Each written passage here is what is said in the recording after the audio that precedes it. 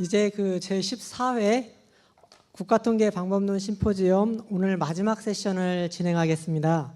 세 번째 세션은 통계개발원 통계방법연구실 박병선 실장님께서 좌장을 맡아 협업과 과제를 주제로 발표와 토론을 진행하겠습니다. 박병선 실장님, 세션 진행 부탁드리겠습니다. 네, 안녕하세요. 방금 소개받은 14회 국가통계방법론 심포지엄 세 번째 세션 좌장을 맡게 된 통계개발원 통계방법연구실의 박병선입니다. 이렇게 만나뵙게 돼서 반갑습니다. 오늘 행사가 이제 9시 반부터 이른 시간부터 이렇게 시작이 됐는데 저희가 늦은 시간까지 이렇게 자리에 남아주셔서 이렇게 경청해 주셔서 너무 일단 감사를 드립니다. 이번 세션이 마지막 세션입니다. 이번 세션의 주제는 협업과 과제입니다.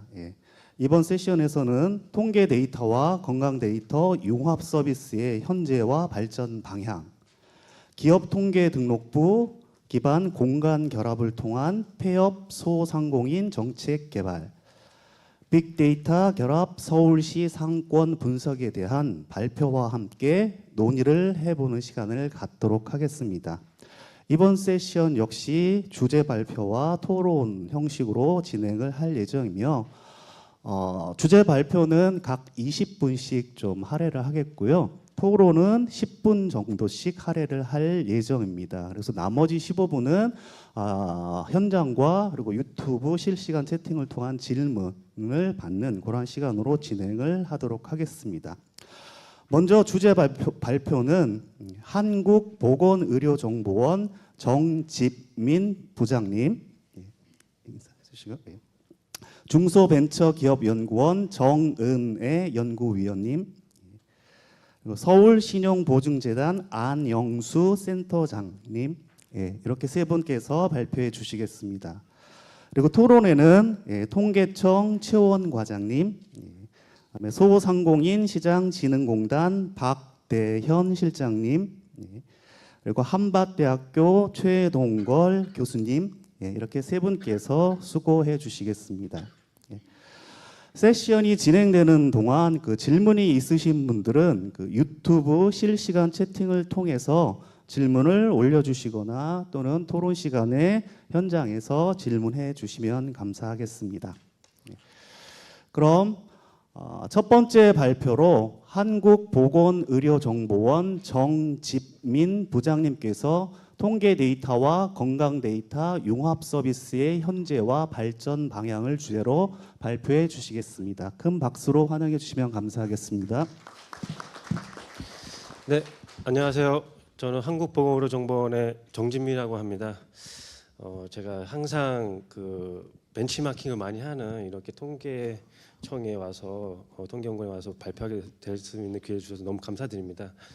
저는 한국보건의료정보원에서 이런 보건의료 데이터와 관련된 진흥 업무를 보건복지부와 같이 하고 있습니다.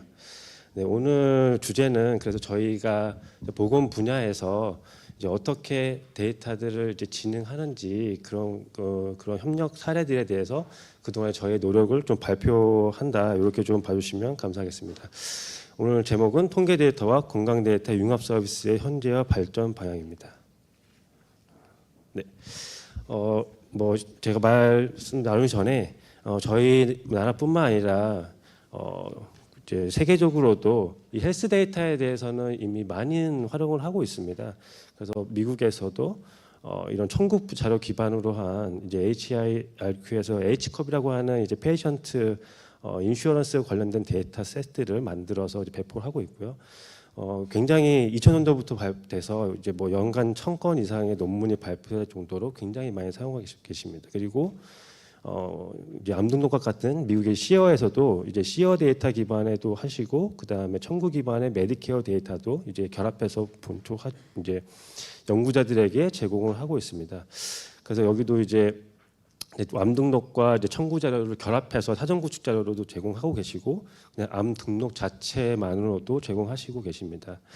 그리고 또 요새 최근에는 임상 데이터와 또 이제 이런 유전체 데이터와 결국에 피노타입과 제노타입을 결합을 해서 하는 그런 연구들도 미국에서 많이 이제 재정 투자를 많이 하시고 계시고요.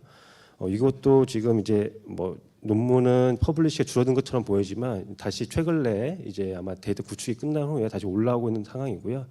그다음 대만 같은 경우에도 이제 공공 쪽에 있는 이제 보험 청구 데이터 중심으로 해서 굉장히 퍼블리시 많이 하시고 계시고, 저희 나라도 그래서 2012년 뭐부터 해서 건강보험공단에서 아마 데이터 개방하시고 있는 걸 다 알고 계실 겁니다. 그래서 최근에 보니까 연간 뭐 1,200건 이상의 데이터를 이제 제공해 주시고, 최근에 보면 이제 그 중에서도 맞춤형 데이터가 거의 70%일 정도로 이제 굉장히 연구자의 니즈에 맞게 데이터를 많이 제공해 주시고 계신 것 같습니다. 그럼에도 불구하고 이제 뭐 외국에서도 저렇게 단위 기간이 받은 데이터도 이제 제공해 주시지만, 외국도 마찬가지로 이런 데이터 기관 간에 이제 굉장히 협업이라든지 결합이라고 하는 부분들이 어려운 부분이 있고, 그래서 그런 것들을 이제 전문기관들이 좀 나서서 해주는 뭐 그런 프로세스가 존재하고 있습니다. 그래서 특히 이제 시어 암등록 같은 경우에는 이제 메디케어라든지 메디에이드라고 하는 이제 65세 이상에 대해서 이제 건강 재정을 지원해 준다든지, 이제 로우 인컴에 대해서 건강 재정을 해주는 프로그램, 아니면 페이션트 서머리, 그다음에 아웃컴 서베이 같은 것들에 대한 데이터를 결합을 해서 조금 더 멀티 소스 기반의 다양한 서비스를 해줄 수 있도록 여기는 사전 구축을 해서 이제 전문기관에 제공을 해주고 있고요. 그다음에 영국 같은 경우에도 이제 CPRD라고 하는 링키지만 전문으로 해주고 있는 이제 기관이 있고, 여기서는 루틴 링키지나 넌 스탠다드 링키지라고 해서 기본적으로 1년마다 이제 데이터들이 업데이트가 되기 때문에 1년마다 매번 똑같은 걸 반복적으로 하는 결합 자료가 있고, 특수한 경우, 예를 들어 코비드가 갑자기 탄생했다든지 이런 특수한 경우에 맞춤형으로 제공해주는 이런 서비스를 해주는 링키지 서비스도 있습니다. 그래서 이제 건보 보건 분야에도 이렇게 연구자들 니즈에 맞춰서 제공을 해주고 있는 사례들이 있다, 이렇게 보시면 될 것 같습니다. 저희가 보건의료 쪽에 뭐 통계청이 더 훨씬 많은 데이터를 가지고 계시지만, 저희가 이제 요거를 저희는 이제 뭐 전주기 데이터셋으로 한번 연구하고 싶다. 그게 이제 저희 보건의료 분야의 연구자분들이 이제 가장 원하는 니즈가 아닐까 이렇게 생각합니다. 근데 여기 이제 하스피탈 유닛하고 내셔널 레벨이 있는데요.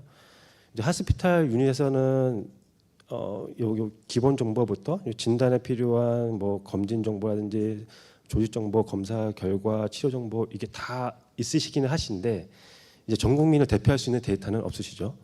근데 이제 내셔널 레벨에서는 전 국민을 대표할 수 있는 등록 사업을 한다든지 건강검진이라든지 청구 자료 같은 데이터는 있으나, 결론적으로는 제일 중요한 임상적인 의미를 가지고 있는 데이터들은 이제 가지고 있지는 않은 상황입니다. 그래서 내셔널적으로 대표성을 가지는 것 더하기 임상적 뎁스를 가져가기 위해서는 기본적으로 이제 의료기관과 그다음 공공기관들, 그 공공기관끼리의 또 결합도 필요하고, 그다음에 결국에 보건의료 분야에서 최고의 아웃컴은 가장 파이널 아웃컴은 결국에 사망 정보고 사망 원인입니다. 그러다 보니까 이제 통계청의 사망 정보와의 결합, 이런 부분들이 굉장히 중요하고, 저희가 요것들을 어떻게 이제 같이, 저는 이제 소위 참여형 거버넌스라고 얘기하고요. 참여형 거버넌스로 이 데이터들을 데이터 댐이 아닌 데이터가 이제 흐르게 하는 생태계를 만들겠다라는 걸로 해서 이제 복지부에서 진행하고 있고요. 그리고 그 방법론 중에 이제 그런 이제 정책적인 거버넌스 아래 저희가 이제 뭐 소프트웨어적인 거는 이제 플랫폼이라는 방법론으로 시도를 해보자라고 했습니다. 뭐 플랫폼 다들 알고 계실 거고 여기도 이제 구현하실 것 같습니다. 그래서 플랫폼은 이제 데이터 제공자가 있고 이제 수요자라고 하는 이제 활용 부서가 있는데, 결국에 플랫폼에서 일정 부분은 많은 부분들을 이제 핸들링 해주고 연구자에게 결과물을 제공해주겠다, 이런 방식입니다. 그래서 플랫폼에 보시면 제일 중요한 거는 이제 규칙하고 컴포넌트 부분입니다. 그래서 저 규칙과 구성 요소에 따라서 이제 플레이어들에 따라서 조금 더 다를 것 같고요. 저희는 이제 지금 제가 말씀드린 공공 분야에 대한 플레이어들이 있고요. 그다음에 병원을 중심으로 한 민간 의료기관에 대한 플레이어 두 군데의 플레이어가 있습니다. 그래서 제가 이제 이 플랫폼을 구성할 때 이제 좀 비율을 설명을 좀 쉽게 드리자면, 쿠팡 같은 경우에는 이제 신속하게 하기 위해서 이렇게 약간 창고를 직매입하는 허브 방식으로 했는데요. 그래서 공공기관은 약간 쿠팡 같은 느낌으로 하고, 그다음에 민간 의료기관은 이제 굉장히 거버넌스가 다 각자 동작하기 때문에 네이버 같은 오픈 마켓 형식으로 하는 플랫폼을 해야 되겠다 하고 그 두 개를 연결하는 방식으로 생각을 하고 저희가 이제 플랫폼을 구성을 하고 있습니다. 그래서 그 플랫폼에 대해서 뒤에도 이제 한 가지씩 설명을 드릴 예정이고요. 네. 그 보건의료 데이터의 2차 활용에 대해서 저희가 이제 플랫폼 방식으로 설정을 했고, 이제 저희가 이제 과거에 데이터들을 이제 받으실 때 제일 처음에 이제 뭐 초창기 때도 몇십 년 전부터 임상 연구를 하셨겠죠. 이제 그런 분들은 아마도 데이터들을 자기가 이제 손수 한 땀 한 땀 다 이제 수집을 하셔가지고 본인들의 노력으로 아마 작성하셨을 겁니다. 근데 이제 저희가 이제 디지털 트랜스폼이라고 해서 아마 1900년대부터 해서 EDI라고 하는 보험 청구 코드 기반으로 한 데이터들을 건보공단과 심평원이 모음으로 인해서 저희가 공공기관들 중심으로 2012년부터 데이터들을 이제 서비스를 연구자들에게 할 수 있는, 그래서 이제 수집 디지털 트랜스폼으로 가고 대충 한 20년의 기간 뒤에 데이터들이 연구자들에게 제공이 됐습니다. 다행히 저희 나라는 이제 싱글 페이먼트 기반이라 한 기관이 전 국민의 데이터를 수집할 수 있는 아주 훌륭한 환경이었고, 이제 2010년도부터 지정이 됐고요. 제가 봤을 때 2015년부터 원래는 의료기관의 전산화가 2000년도 초반부터 시작이 됐는데요. 대충 한 10년 지나고 나니까 이제 의료기관에 있는 그런 수집된 데이터들을 클리니컬 데이터 웨어하우스라고 만들어서 이제 요것들을 같이 활용하는 거를 이제 시작을 하게 됐고, 지금 요 두 가지들을 이제 협업하는 과제를 제가 하고 있고요. 근데 앞으로는 또 저희가 PHR 개인 중심으로 또 되고 있기 때문에 또 PHR이 된다면 또 PHR이 또 방식에 또 데이터 누적이 되면 저걸 또 활용하는 방식이 될 것 같습니다. 그래서 공공기관과 의료기관은 제가 이제 설명을 드릴 때 대서양과 태평양은 섞이지 않는다고 합니다. 왜냐하면 같은 소금이지만 밀도가 달라서. 그래서 공공기관과 의료기관은 이제 그 정보의 뎁스라고 할까요? 밀도가 좀 굉장히 많이 다르다고 생각을 하고 있거든요. 그러니까 의료기관은 좀 더 굉장히 더 노트, 그러니까 내추럴 랭귀지에 가까운 좀 더 뎁스 있는 것들을 많이 원하셔서 좀 작지만 밀도가 굉장히 치밀하고요. 공공기관은 이제 프로세스 중심이기 때문에 좀 가볍지만 많이 있어서 실상은 같은 데이터인데 이제 서로 같이 쓰는 거는 굉장히 좀 어려운 부분들이 있고 거버넌스도 어렵고 데이터 자체 수성도 어렵습니다. 여기도 보시면 이제 표준 용어 자체도 쓰시는 게 좀 다르고요. 네, 그래서 요거 두 개들을 이제 같이 써보는 게 저희의 이제 궁극적으로 좀 생각하는 목표 모델이 되겠습니다. 뭐 제가 조금 전에 설명드렸듯이 요거는 2015년도에 보건의료 빅데이터 활용을 위한 기본계획 수립 연구라고 해서 보건사회연구원에 계신 선생님께서 해주신 거고요. 저 요거를 굉장히 잘 정리해 주신 것 같습니다. 그래서 지금 이제 뭐 개인 수준의 데이터, 뭐 인구 집단에 대한 데이터 조사, 그다음 민간 영역, 공공 영역 되어 있는데요. 저는 첫 번째 이제 공공 영역 데이터부터 이제 말씀을 좀 드리도록 하겠습니다. 보건의료 빅데이터 플랫폼이라고 해서 공공 영역에 이제 데이터들을 제공을 하는 거를 이제 개방형 플랫폼을 구축해서 하는 거를 이제 계획을 했고요. 건보공단 심평원도 있지만 그 이외에 다른 데이터들을 많이 가지고 계신 기관들이 있습니다. 근데 이것들을 결합할 때 개인이 하시면 굉장히 오랜 시간이 걸리고 그다음에 굉장히 바쁘신 분들이기 때문에 연구만 하시는 게 아니라 진료도 보시고 연구도 하시기 때문에 실상은 결합을 될 때까지 이거를 이제 수행하실 수가 어렵기 때문에 저희가 플랫폼을 만들어서 데이터로 서비스를 해드리고 있습니다. 저희가 이제 공공기관에 계신 분들 지금 현재 9개 공공기관에 들어와 계시고요. 가장 대표적으로 당연히 국민건강보험공단의 이제 국민건강 검진 데이터, 그다음에 건강보험심사평가원에서의 이제 진료 내역, 그다음에 처방 내역, 그 질병관리청에서는 이제 단면 조사 같은 표본 조사라든지 아니면 백신, 검역 DB, 예방접종 DB 이런 DB들이 조사된 데이터들이 있고요. 통계청에 당연히 사망 원인이 있고요. 그다음에 국립장기조직혈액관리원에는 저희가 장기 이식을 하면 다 등록을 하게 되어 있습니다. 그래서 기증자 이식자 정보, 그리고 당연히 암센터에서는 암등자료, 그리고 국립중앙의료원에서 치매 중앙관리센터를 운영하고 계십니다. 그래서 저희가 2018년도부터 치매 관리 사업을 하고 있고 그 관리 사업을 하고 있기 때문에 치매에 관한 정보들이 저희가 수집이 돼서 활용이 가능한 상황입니다. 그래서 이것들은 개별적으로 제공하지만 저희가 이제 뭐 연결을 해서 제공해 주는 것들을 생각을 하고 있고요. 지금 현재 등록된 카탈로그가 대충 요 기관들 68개의 데이터셋에 데이터들이 이제 이런 연도로 해서 제공을 받을 수가 있고 이건 연구자들이 보시고 약간 본인들 설계에 맞춰서 신청을 이제 하셔야 되는 상황이 되겠습니다. 대략 10년 정도의 데이터가 되고요. 그래서 신청 절차는 연구자분께서는 이제 신청만 하시면 저희가 뭐 기간 검토, 감형 처리 저희가 이제 모든 기관들과 이제 협의를 해서 데이터 제공까지 되고 있습니다. 저희가 원래는 모든 기관들이 개별적으로 다 심사도 하셨는데요. 다 중앙으로 통합을 해서 지금은 딱 한 번만 연구 중앙에서 이제 심의를 하고 데이터 제공해주고 있고 저희가 뭐 다기관이다 보니까 이제 한 6개월에서 8개월 정도 소요가 되고 있습니다. 그래서 연구 가설에 따른 방법을 보시면 아까도 보셨지만 굉장히 많은 데이터들이 있는데 이거를 이제 연구자분이 모집단의 데이터에 대한 결합 그리고 이제 변수들에 대한 결합에 대해서 좀 고민을 하셔가지고 예를 들어서 뭐 건보공단과 심평원에 있는 공통된 뭐 예를 들어서 뭐 유방암 환자를 집단으로 해서 통계청 사망을 레프트 조인으로 붙여줘서 이런 식의 설계를 해야 됩니다. 그래서 요거 뭐 저희가 이제 뭐 비교 연구라든지 아니면은 예후 연구라든지 아니면 질환과 이제 대조군 연구라든지 이런 종합적인 것들을 신청해 주시면 저희가 하고 있고 저희는 이제 표본형은 없고요. 전체 다 맞춤형으로 다 제작을 해서 연구자분들에게 제공을 해드리고 있는 상황입니다. 그동안에 저희가 이용된 현황을 보시면 주제는 아까도 보셨지만 이제 뭐 많은 질환들을 이제 건보 심평원이 있기 때문에 가능하신데요. 특히 이제 뭐 장기 이식이라든지 뭐 치매라든지 그다음에 뭐 코비드라든지 그다음에 저 국민건강 영향조사라고 하는 이제 표본 DB가 있기 때문에 그 표본 DB를 모집단으로 해서 다른 롱디튜드나 데이터들을 쓰시는 연구들을 많이 신청을 하십니다.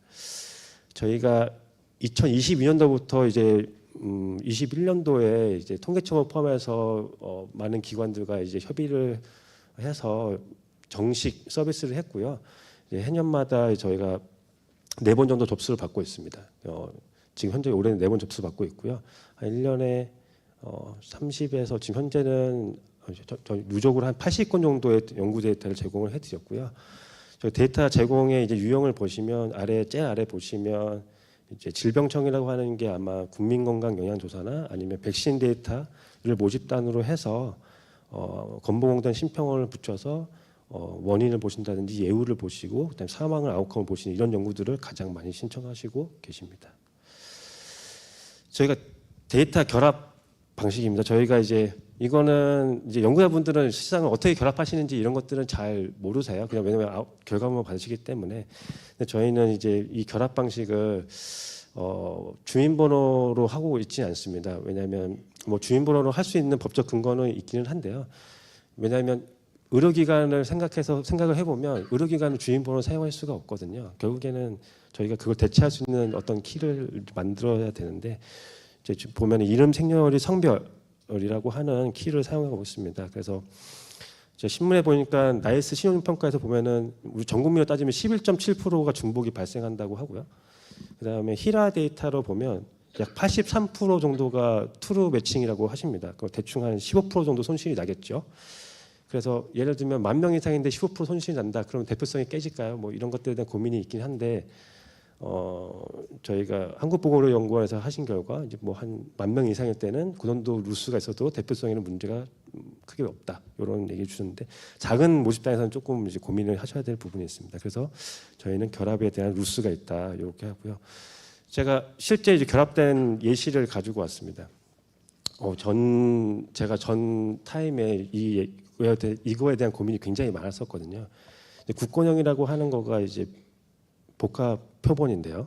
거기다가 그냥 저희 이제 건보공단하고 심평원에 있는 상병 데이터를 롱디튜드나 데이터를 붙였습니다. 아까 제가 말했던 아까 정확한 케이스가 그런 케이스 이게 그 케이스랑 비슷하지 않을까? 그럼 이걸 어떻게 할까? 뭐 이런 고민이 굉장히 많았고 여기 보시면 국권형이 있고 저희가 이제 결합을 하게 되면 그 국권형 자체에서 중복된 산업 때문에 대충 한 7%가 날아갑니다. 그리고 거기서 다시 국권형의 건보 자격과 교집합하면 당연히 건보 자격이 좀 오차가 있기 때문에 그랬을 경우에 또 대충 한 10%가 사라지고요. 이제 또 하나씩 붙여 나가다 보면 조금씩 사라져서 이제 가장 이제 공통 분모는 66%가 되겠죠. 그럼 이 66%를 가지고 연구하세요라고 하는 게 맞을까? 그리고 이 66%가 저 제일 처음에 있는 9만 5천 명하고 같다고 우리가 볼 수 있을 것인가?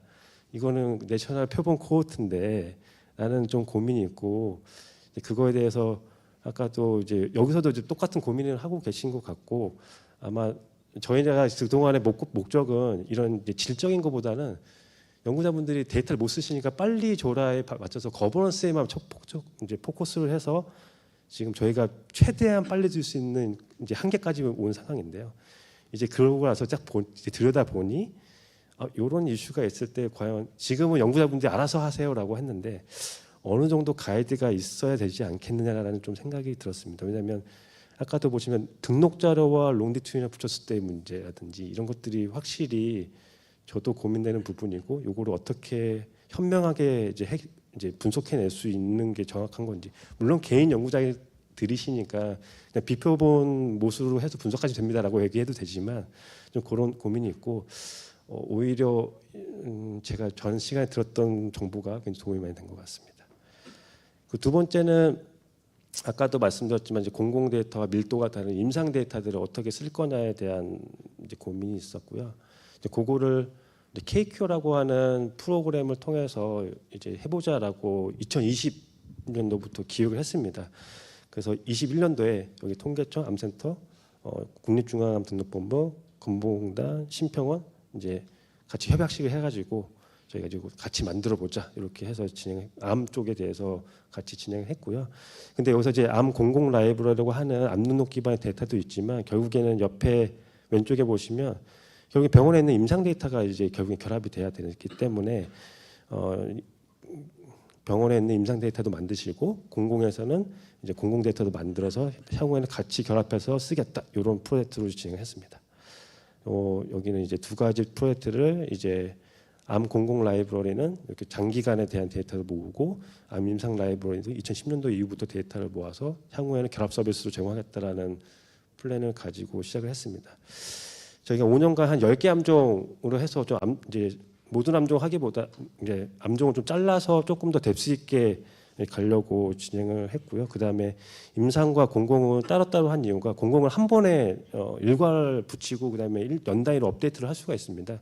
근데 임상 라이브러리는 아직도 병원에서는 이제 한 땀 한 땀 노트에서 데이터를 정리하셔야 되기 때문에 1개년도에 모든 걸 다 하실 수가 없어서 이게 연차별로 진행을 하고 있습니다. 저희가 이제 이것도 전주기적 데이터 활용을 위해서 저희가 이제 암 공공 라이브러리를 구축한 거고요. 올해 기준으로 지금 누적 한 10년치 226만 명의 데이터들이 공공 데이터 구축이 되었고요. 요거를 신청하시면 요거는 이제 사전 결합이 된 거기 때문에 3개월 정도의 연구자에게 제공이 되고 있습니다. 그리고 저희가 이제 병원에 있는 임상 데이터랑 같이 쓰기 위해서 임상 데이터 정리를 이제 공공적으로 이미 이런 스키마라든지 등록 표본을 이제 모으실 때부터 정리를 하셨기 때문에 있는데요. 그게 없어서 임상 라이브러리 설계 구조를 저희가 암종별로 만들고 그 다음에 커먼 데이터 모델로 해서 저희가 요 17개 기관이 똑같은 스키마에 똑같은 변수를 최대한 넣을 수 있도록 작업을 했고요. 이제 위암이라든지 유방암 등을 학회랑 같이 해서 중요 변수들이 들어가고 대충 한 200개 정도의 변수, 그래서 좀 임상적으로 의미가 있는 변수들 위주로 저희가 하고 있습니다. 지금 17개 병원이 참여하고 계시고요. 요것도 이제 올해부터 이제 서비스를 연구자분들이 신청하시면 제공할 수 있도록 저희가 준비를 하고 있습니다. 요건 프로세스이고요. 여기 프로세스 중에서 심의도 하고 제공해주고 있는데 요 뒤에 이제 연결 결합 서비스가 임상 데이터하고 결합을 하는 건데 이건 결합 전문 기관으로 하고 해야 돼서 굉장히 지금 도전적으로 지금 시범 사업을 하고 있는 상황입니다. 그래서 저희가 기관들끼리 결합할 때는 이제 이게 워킹이 됐는데 민간 의료기관이 끼니까 이게 거버넌스부터 해서 아까 좀 말씀드린 오픈마켓이다 보니까 이게 굉장히 어렵습니다. 거버넌스가. 그래서 그런 부분에 있어서 좀 그래도 도전적으로 진행하고 있고요. 그리고 저희가 활용법에 보시면 저희가 이제 데이터 제공해 주신 기관에서는 이 데이터가 잘 폐기되는 거가 되게 중요하게 생각하셔가지고 하지만 연구단 적구성을 원하시기 때문에 저희가 폐쇄망 분석실을 운영을 하고 있고요. 민간 의료기관에도 같이 하고 있고 이번에 감사하게도 통계 데이터 센터에서도 해주셔가지고 지금 얘기했던 KQ어랑 암 보건의료 빅데이터 플랫폼에 있는 데이터들을 신청하시면 통계 데이터 센터에서도 이용이 가능하십니다. 마지막으로 저희가 통계 데이터 융합 서비스 제안을 생각해봤어요. 제가 아까도 말씀드렸지만 뭐 통계청에 있는 워낙에 많은 데이터가 있긴 한데 제가 병원분들하고 많이 얘기해 보면 사망 정보에 대한 얘기를 많이 하세요. 근데 제가 찾아보니까 사망의 60%에서 70%가 병원에서 발생하시는데 왜 나는 사망 정보를 이용하는 게 이렇게 어렵냐라는 얘기를 많이 주시더라고요. 그리고 두 번째로 이제 제가 지속 가능성을 생각을 해봤을 때 어떤 책에서 그렇게 쓰였습니다. 데이터의 가치를 현금으로 하면은 가치를 지속할 수 없다고 얘기하더라고요. 데이터의 가치는 데이터로 줘야 된다.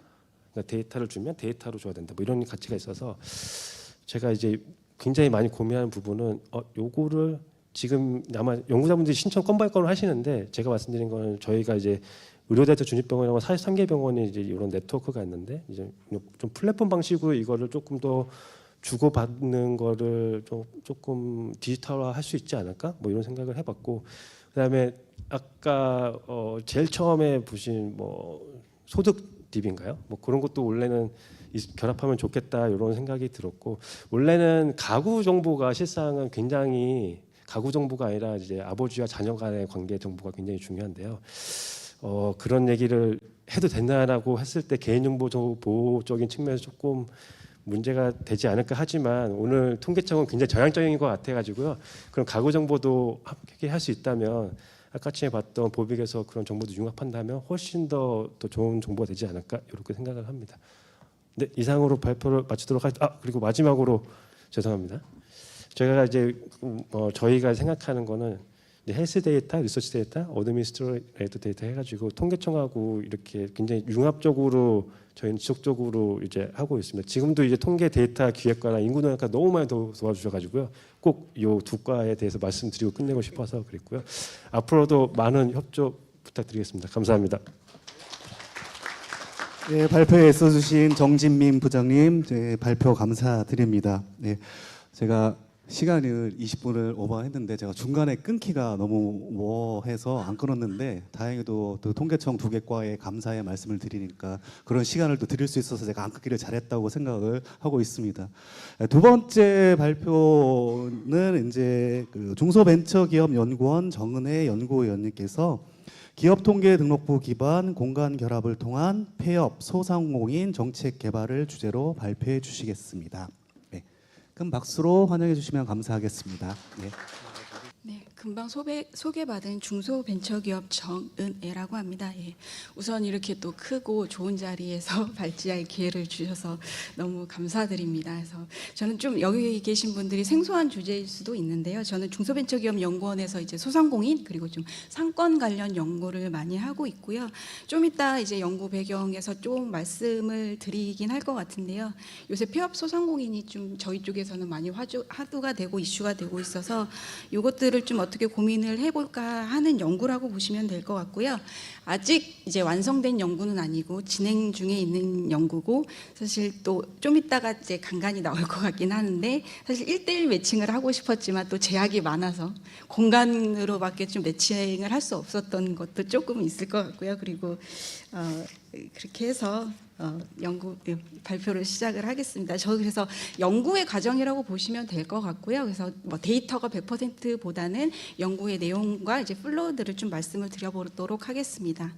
예, 발표 순서는 첫 번째 연구의 배경 및 목적에 대해서 말씀을 드리고요. 두 번째는 소상공인 폐업 및 위기 동향에 대해서 말씀을 간단하게 드리고, 세 번째로는 소상공인 폐업 현황이 어떤데라는 것들을 사실 소상공인 쪽 분야는 DB들이 굉장히 제한적이고 많지가 않았습니다. 그래서 사실 기업 통계 등록부가 저희 연구자들한테는 굉장히 소중한 자료인데요. 그래서 이것들을 지금은 이제 여기서는 2022년도밖에 못 봤지만은 좀 이렇게 제공이 2010년도까지이기 때문에 한 번 더 훑어보고 시계열별로도 보고 싶은데 이제 이거는 추후 좀 보도록 하고요. 그리고 마지막으로 데이터 분석을 좀 인구 이동이나 사회적인 인구 구조 변화도 요새 좀 이슈가 되고 있는데요. 이것들을 좀 간단하게 살펴보도록 하겠습니다. 우선 연구의 배경 및 목적입니다. 아까 말씀드렸다시피 지금 저희는 이제 3고 얼마 전에 비컷을 하긴 했지만 소상공인들이 100만 폐업이다라고 할 정도로 굉장히 힘든 상황이고요. 저희 소상공인에 대한 관련된 법이 2000년 초반부터 생겨서 많은 정책들을 해오고는 있습니다. 근데 워낙 기업의 규모가 크고 이질성이 강해서 사실은 굉장히 어떻게 보면은 정책 수요자의 만족도를 높이기는 굉장히 힘든 분야인데요. 그래도 지금은 그 중에서도 특히 위험한 상황이기 때문에 폐업 소상공인에 대해서 한번 고민을 해보자라는 연구라고 보시면 될 것 같고요. 그래서 본 연구의 목적은 폐업 소상공인에 대한 효과적인 정책을 발굴하기 위해서 기존에 고려하지 못했던 인구 이동이나 외국인, MZ세대 등 사회 환경 변화와 그리고 소상공인 폐업과의 관계를 공간 결합을 통해서 밝혀보고자 하는 연구라고 보시면 될 것 같습니다. 누누이 말을 하셔서 드려갖고 여기는 좀 간단하게 넘어가겠습니다. 우선 폐업자들은 굉장히 높고요. 그리고 특히 이제 대출을 보유하신 요새 차주가 뭐 연체율이 많다고 하는데 대출 보유하신 분들의 폐업률이 굉장히 높고요. 그리고 매출액이 전반적으로 감소를 하는데 영업이익은 비용 구조가 굉장히 취약해서 영업이익은 더 악화되고 있는 상황입니다.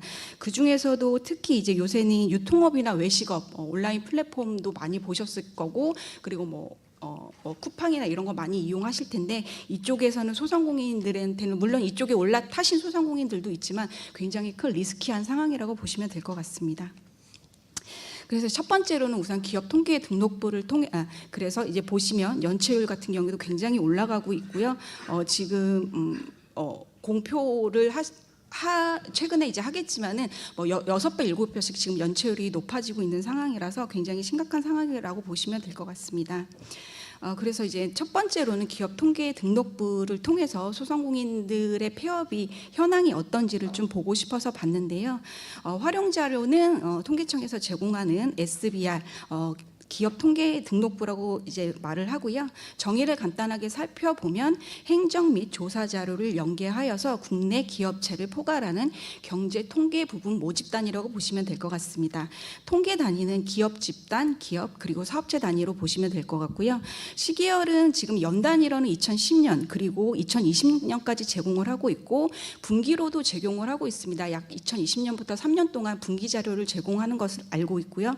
그리고 전월 직월까지 이걸까지는 이제 월별로 단위를 제공하는 것으로 알고 있고요. 정보 유형은 그 안에 최근에는 한 108개 정보가 들어가 있는데요. 크게 유형별로 하면 기업 정보, 그리고 대표자 정보, 그리고 사업체 정보, 그리고 기업 정보, 그리고 기업 집단 정보를 제공을 하고 있습니다. 그래서 제가 이용한 정보는 아까 말씀드렸듯이 2022년 기업 기준 1197만 139개 기업체 자료를 소상공인만 추출해서 약 990개, 1000만 개를 이용해서 현황을 살펴보았습니다. 그래서 결과들을 이제 간단하게 말씀을 드리면요. 우선은 성별로 좀 보았을 때 보시다시피 지금 남자, 여자 그리고 활동, 비활동은 어떻게 보면 휴업이라고 보시면 될 것 같고요. 그리고 폐업하는 것들을 비교를 해주면 폐업 소상공인 수는 이제 기업배가 100만이라고는 했지만 저희 이제 소상공인 기업만 반란했기 때문에 약 86만 명, 그리고 남성은 약 45만 명, 그리고 여성은 약 40만 명으로 나타났습니다. 그리고 이제 활동 평균 업력을 보시면요. 보시다시피 이제 지금 이제 운영을 하고 있으신 분들의 평균 업력은 약 남자는 8.7년 그리고 여자는 6.6년, 근데 폐업은 남자는 5.2년 그리고 여자는 4.0으로 나타나서 이분들도 기업을 하시고 운영을 하시고 폐업을 하셨을 텐데 거의 2.5배, 한 3분의 2 정도밖에 영위를 못 하시고 있는 걸 확인할 수 있었고요. 그리고 당연히 이제 매출액이 낮아서 폐업을 하셨겠지만 여기서도 확연히 드러나는 게 지금 매출액을 보시면 남자는 지금 활동하시는 기업 소상공인 분들은 평균 약 2.4억 원이고요. 근데 폐업을 하신 분들은 약 9천만 원, 여성분들은 약 1.2억 원, 그리고 폐업을 하신 분들은 약 6천만 원의 평균 매출액을 확인을 할 수 있었습니다. 그리고 나이를 보시면은요, 지금 좀 재밌는 인사이트이긴 한데 남자 활동을 하시는 분들은 약 53세 그리고 여자는 52세 그리고 폐업을 하신 분들은 약 이제 50세가 안 되는데 어떻게 보면은 이제 어렸을 때 창업을 하셔서 배움을 저희 쪽에서는 이제 폐업도 도전의 하나라고 생각을 하고 어렸을 때 빨리 도전하고 폐업하는 것들을 좁게 유도하는 것이긴 한데 좋은 건지 안 좋은 건지는 모르겠는데 이제 밑에 아래 보시면 활동 유형별로 연령별로 구간을 만들어서 좀 봤는데요. 이제 소상공인들이 저희 이제 인구 구조에 맞춰서 소상공인들도 굉장히 고령화돼 있어서 50대에서 60대 이상의 굉장히 가반 이상이 지금 집중돼 있는 상황입니다. 저희한테는 이제 이쪽도 굉장히 화두가 되고 문제가 되고 있는 부분이긴 한데 그럼에도 불구하고 폐업에 대한 연령들은 상대적으로 좀 어떻게 보면 낮으신 분들이 많아서 이쪽에 분들이 많이 이제 다산다나 젊으신 분들도 하고 있다고 확인할 수 있었습니다.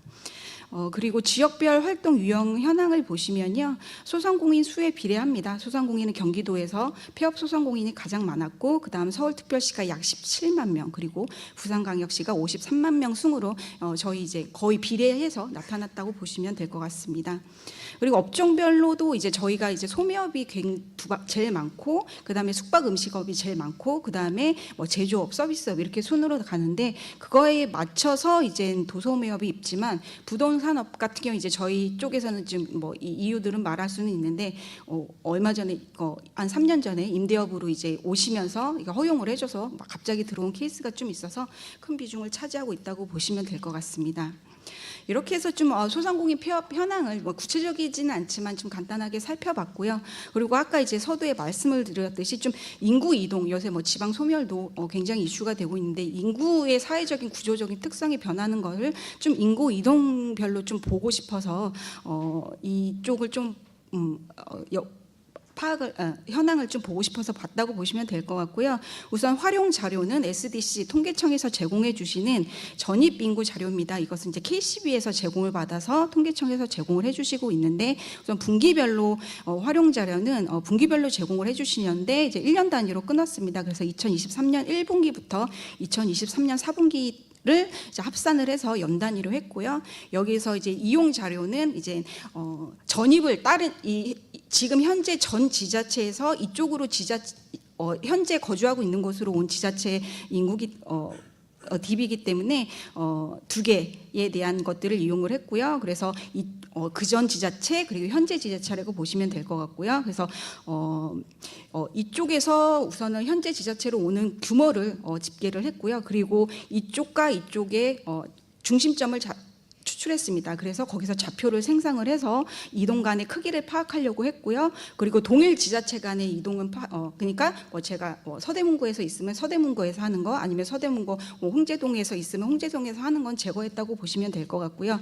그렇게 해서 이제 속성 DB를 만들어서 이 규모를 보기 위한 쉐이프 파일을 만들었습니다. 그리고 이동 현황을 파악을 했습니다. 그래서 보시다시피 지금 이 농도가 높은 것이 그러니까 쉽게 말하면 이쪽으로 이동하는 인구가 많은 건데요. 보시다시피 지금 화성시가 제일 많이 전입 인구가 높습니다. TV에서 보시면 알겠지만 삼성이라든지 이런 이슈들이 있어갖고 거기에 이제 일자리 기회가 많아서 굉장히 많이 이동을 했고요. 그 다음에 두 번째가 인천 서구, 그 다음에 세 번째가 강남구, 그 다음에 네 번째 번째가 대전 서구 유성구, 다섯 번째가 부천시 순으로 굉장히 이동량이 전입하는 양이 많은 걸 확인할 수 있고요.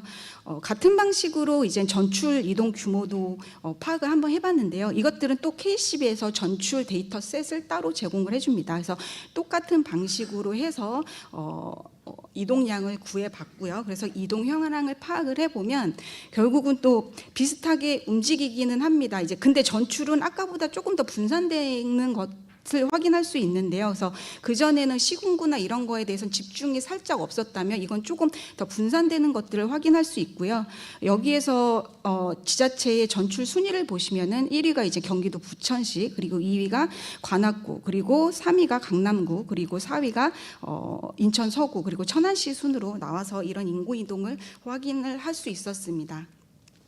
그리고 이제 통행이 어떻게 되는지, 사실 저희 쪽에서는 소상공인이 살려면 그 안에 상권이 활성화해야 되고 거기서 순환이 이루어져야 되는데, 사실 그중에 주요 요인이 하나가 내부에서의 통행이 일어나는 거거든요. 근데 이것들이 발생하지 않으면 소상공인이나 이 사람 간의 접점이 떨어지기 때문에 결국은 매출이 감소한다, 이런 논리를 저희가 좀 접근을 하고 있는데요. 그거를 좀 크게 접근을 하고 싶어서 했다고 보시면 될 것 같고요. 그래서 똑같이 이제 자택 거주지와 그리고 직장 소재지를 똑같은 방식으로 좀 규모를 파악을 해봤습니다. 그래서 보시면은 이제 내부 통근이랑 이제 똑같은 방식으로 구해서 내부 통근과 외부 통근 상위 10개 지자체를 봤더니, 그래서 내부 통근은 내부에서 이제 순환하는 직장인들이 순환하는 비율이 높다는 것인데, 보시다시피 좀 지방 쪽에 당연히 많았고요. 뭐 1위가 남원시, 목포시, 안동시, 제천시, 보령시 이렇게 나타났고, 내부 통행 하위 10개는 이제 외부로 가는 비중이 많다는 것을 의미를 하는데, 보시다시피 용인시, 수지구, 의왕시, 부천시, 동작구, 일산 서구처럼 저희가 이제 서울과 통행을 많이 할 수 있는, 그리고 젊은 인구들이 많이 들어가 있는 주거하는 그런 지역에서 많이 이제 외부로, 그런 특성으로 이제 뭐 1기 신도시도 만들어지고 2기 신도시도 만들어지었는데, 그런 것들을 명확히 확인을 할 수 있었습니다. 그래서 이런 통행도 파악을 했고요. 그리고 좀 소상공인 폐업과 인구 구조가 요새 저희 많이 이슈가 되고 있는 고령이나 MZ나 노령 인구들의 특성은 또 소상공인들과 어떤 관계가 있을까를 좀 파악을 해보고 싶어서 변수들을 구축을 했고요. 그리고 첫 번째 이제 인구 변수 구축은 인구 통계 등록부 통합 분석 DB를 통계청에서 제공해 주시는 것을 활용을 해서 전체 인구수, 그리고 노인 인구 비중, 그리고 MZ 세대 비중, 그리고 노인 인구 비중을 만들었고요. 그리고 두 번째로는 저희 이제 폐업 소상공인 비중을 추출하기 위해서 아까 활용한 SBR 통계를 활용을 해서 소상공인 사업자 수, 그리고 행정동별 폐업 소상공인 사업자 수, 그리고 소상공인 사업자 비중을 추출을 했습니다. 그리고 이제 인구 이동과 소상공인 폐업과의 관계를 좀 살펴보기 위해서 아까 이용한 인구 이동 정보 전입 DB랑 그리고 인구 이동 정보 전출 DB를 활용을 해서 행정동별 전입 인구수 및 비중, 그리고 행정동별 전출 인구수 및 비중, 그리고 행정동별 전입 전출, 이제 순 전입 전출 차인 거죠. 이것을 DB를 구축을 했고요. 그리고 마지막에 아까 말씀드렸던 통근 정보를 추출을 해서 통행수 및 비중을 활용을 해서 이렇게 기초 통계 분석 결과를 확인을 했는데, 이 SDC 정말 좋긴 한데 이용을 해보시면 이제 추출은 최소값과 최대값은 이제 외부 반출이 안 돼서 스키드 마크를 처리했다고 보시면 될 것 같고요. 그래서 이제 중위값과 평균값을 가지고 좀 인사이트 있는 의미를 좀 뽑아내면요, 우선은 시군구 전입 전출 차이의 값을 보면 중위수가 마이너스 10이고 평균이 70.6으로 나타났습니다. 이것은 그러면 전출하는 시군구는 굉장히 많은데 그게 한 곳으로 굉장히 집중돼 있다는 것들을 확인을 할 수가 있는 거고요. 그래서 저희가 말하는 수도권 집중이나 아니면은 일부 대도시에 집중하는 현상을 이 값만 보고도 충분히 도출을 할 수가 있었고요. 그리고 MZ 세대 인구 비중을 보면 대부분 30% 내외였고요. 그리고 노인 인구 비중은 약 50%가 나타나서 기초지자체 절반이 이미 고령화 진입, 인구 65세 인구가 20% 이상이면 고령화라고 하는데요. 이미 50% 이상이 저희의 나라의 기초지자체는 고령화로 진입을 했다고 보시면 될 것 같습니다. 그리고 외국인 비중이 3.1%로 나타났는데요. 지금 저희가 5,100 거의 5,200만이 조금 안 되는 인구인데 사실 거기서 외국인 거주 인구가 약 170만 명 정도 되거든요. 그래서 이 부분도 앞으로 사실 소상공인 쪽에서는 어떻게 꼭 이 인바운드뿐 아니라 아웃바운드, 인바운드에서 어떻게 좀 이렇게 외연이나 판로 확대를 해야 되는 부분에서도 저희한테는 굉장히 중요한 변수라고 보시면 될 것 같습니다. 그래서 이제 상감 분석 결과를 해봤습니다. 그래서 뭐 말씀드린 것처럼 좀 외부 통행 비중 같은 경우에는 외부 통행 비중이 많을수록 폐업 소상공인의 비중이 높게 나타났습니다. 이는 외부에서 통근하는 소비자의 의존도가 높은 지역일수록 소상공인 폐업의 위험이 크다는 것을 실제적으로 분석을 통해서 확인을 할 수 있었고요. 그리고 MZ세대 비율이 높은 지역일수록 소상공인 폐업이 높게 나타났습니다. 이 부분에 대해서는 저희가 이거를 보고 많이 고민을 했는데 아마 이 부분은 소비의 총량이 지금 정체돼 있기도 하지만 만약에 지금 이제 소비는 감소했습니다. 근데 만약에 늘더라도 그게 온라인으로의 이동하는 비중들이 굉장히 크기 때문에 이런 게 나타날 수 있어서 지금 일본이나 이런 데에서는 이제 접근성 좋은 이제 소미업들이 오프라인에서 이제 많이들 한 10년, 20년 전부터 생겨났는데 우리도 약간 이런 식으로 가야 되지 않나라는 생각이 들고요. 그리고 노인 인구 비중 같은 경우에는 이제 폐업 소상공인을 높일 거라고 생각을 했는데 이 비중이 높을수록 높게 나타나서 이거는 왜 이게 나오지라고 고민을 많이 했는데 우선은 지금은 절대 수 자체가 노인의 수가 절대적으로 많고 거기다가 과거와는 달리 지금 이제 진입하는 베이비 부머나 지금 진입하는 세대들이 나름 경제력이 있는 부분들이 좀 있어서 당분간 이런 현상이 있지도 않을까? 물론 이제 크로스 체크는 해봐야 되겠지만 이럴 수도 있겠다라는 좀 함의를 찾을 수 있었고요. 아까 이제 외국인 비중은 굉장히 미미하지만 소상공인 폐업률을 낮추는 것으로 나타나서 앞으로 우리가 이 부분을 좀 어떻게 소상공인이나 상권 부분에서 좀 발전시켜 나갈지 정책적으로 이런 고민을 좀 할 필요가 있다고 생각을 합니다. 그래서 정책 제언은 이제 저희 쪽의 사운드라 이제 크게 이제 뭐 이렇게 딥하게는 말씀드리지는 않겠지만은 우선 지자체별 자생력 및 자족력을 강화하는 게 결국은 중장기적으로 저희가 이제 필요한 상황이라고 보여지고요. 그리고 되게 단기적으로는 이제 저희가 이제 과밀 다산다서 가밀이다 이런 것들을 얘기를 하는데 사실 근데 이렇게 자율적인 사회에서 창업이나 직립을 맡기는 힘든데 어떤 허들을 만들까에 대해서는 저희가 좀 고민이 필요하다고 생각이 들고요. 그리고 이제 상권도 아까 말씀드렸듯이 커스터마이징을 해야 되고 선택과 집중을 해야지 사실 모두 다 살릴 수는 없는 상황이기 때문에 이런 거에 대해서 정부가 심도 있는 고민이 필요하다고 생각이 들고요. 그리고 이제 통합 데이터 활용 시스템 구축에 대해서도 사실 1:1 매칭을 하고는 싶었는데 이제 제약들이 많아서 아까 서두에 말씀드렸듯이 좀 그 못하는 상황들이 있었어요. 그래서 요것들을 좀 이게 이 소상공인 쪽은 정말 데이터가 많이 부족하거든요. 그래서 통계청에서 좀 더 많이 허용을 해주신다면 조금 더 많은 인사이트를 가지고 정책을 발굴할 수 있지 않을까라는 생각에 부탁을 드립니다. 네, 여기까지가 제가 준비한 내용입니다. 발표를 마치겠습니다. 발표 시간을 너무 잘 지켜주셔서 제가 너무 감사드립니다. 정은혜 연구위원님 발표 감사드립니다. 이제 마지막이네요. 이번 세션의 마지막 주제 발표로 서울신용보증재단 안영수 센터장님께서 빅데이터 결합 서울시 상권 분석을 주제로 발표해 주시겠습니다. 큰 박수로 환영해 주시면 감사하겠습니다. 예, 안녕하십니까. 서울신용보증재단의 소상공인 정책연구센터 안영수라고 합니다. 발표 내용에 앞서서 일단 서울신용보증재단 안에 이런 연구센터가 있습니다. 잘 모르실 것 같아가지고 앞에는 이제 어떤 국제 연구기관이긴 한데 저는 재단 안에 있는 연구센터고요. 저희 보증 고객이 서울시에 있는 소상공인 한 30-40% 정도를 커버하고 있습니다. 그들의 뭐 매출이나 어떤 대출 자료 이런 것들이 저희한테 다 있어서 저희가 그런 것들을 분석을 하고 있고요. 궁극적으로는 서울시 소상공인의 가치를 발굴하는 연구를 하고 있다. 총 4개 팀이 작동을 하고 있는데요. 그중에 예를 들어 정책연구팀 같은 경우는 소상공인 사업체 패널을 구축해서 추적 조사하는 결과 가지고 분석을 하고 있고, 금융연구팀 같은 경우는 소상공인 금융 빅데이터를 활용해서 분석을 하고 있고, 소상공인 마이데이터를 활용하고 있는 게 빅데이터 팀입니다. 근데 상권연구팀에서 상권 분석 시스템에 대한 데이터를 활용하고 있어서 오늘은 이 부분에 대해서 오늘 좀 더 구체적으로 설명을 드리도록 하겠습니다. 서울시 상권분석 서비스는 다음과 같은 사이트에 있는데요. 이 시간에 상권분석 서비스를 구체적으로 다 설명하지는 않을 겁니다. 그 기능이나 이런 것들 여러분 들어가 보시면 알 것 같고요. 이 중에서 제일 중요한 기능 중 하나가 뜨는 상권이라는 컨텐츠가 하나 있습니다. 이거는 요즘 흔히 말하는 요즘 어느 동네가 뜨지, 뭐 어느 상권이 뜨지 이런 건 다 소상공인이 아니어도 다 궁금한 사항인데, 저희가 이 사이트를 고도화시키고 나서 사실 소상공인보다 부동산 관련된 커뮤니티에서 이걸 정말 많이 이용하고 있더라고요. 부동산 투자 때문일 수도 있겠지만.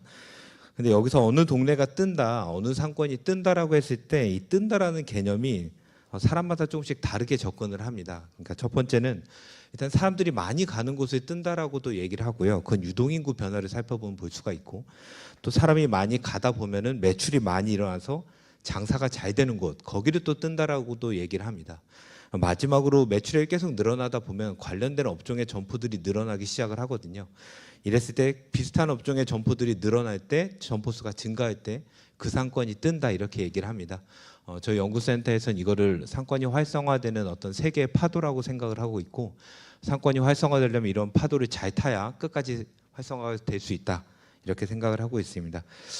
이 상권 분석 서비스에서는 어느 동네가 뜨는지, 어느 상권이 뜨는지 분기별 데이터로 가장 최신 분기로 데이터를 제공을 하고 있고, 그 어떤 상권을 누르면 그에 관련된 리포트를 제공하고 있습니다. 근데 오늘 저희가 볼 것은 바로 이 매출액 변화입니다.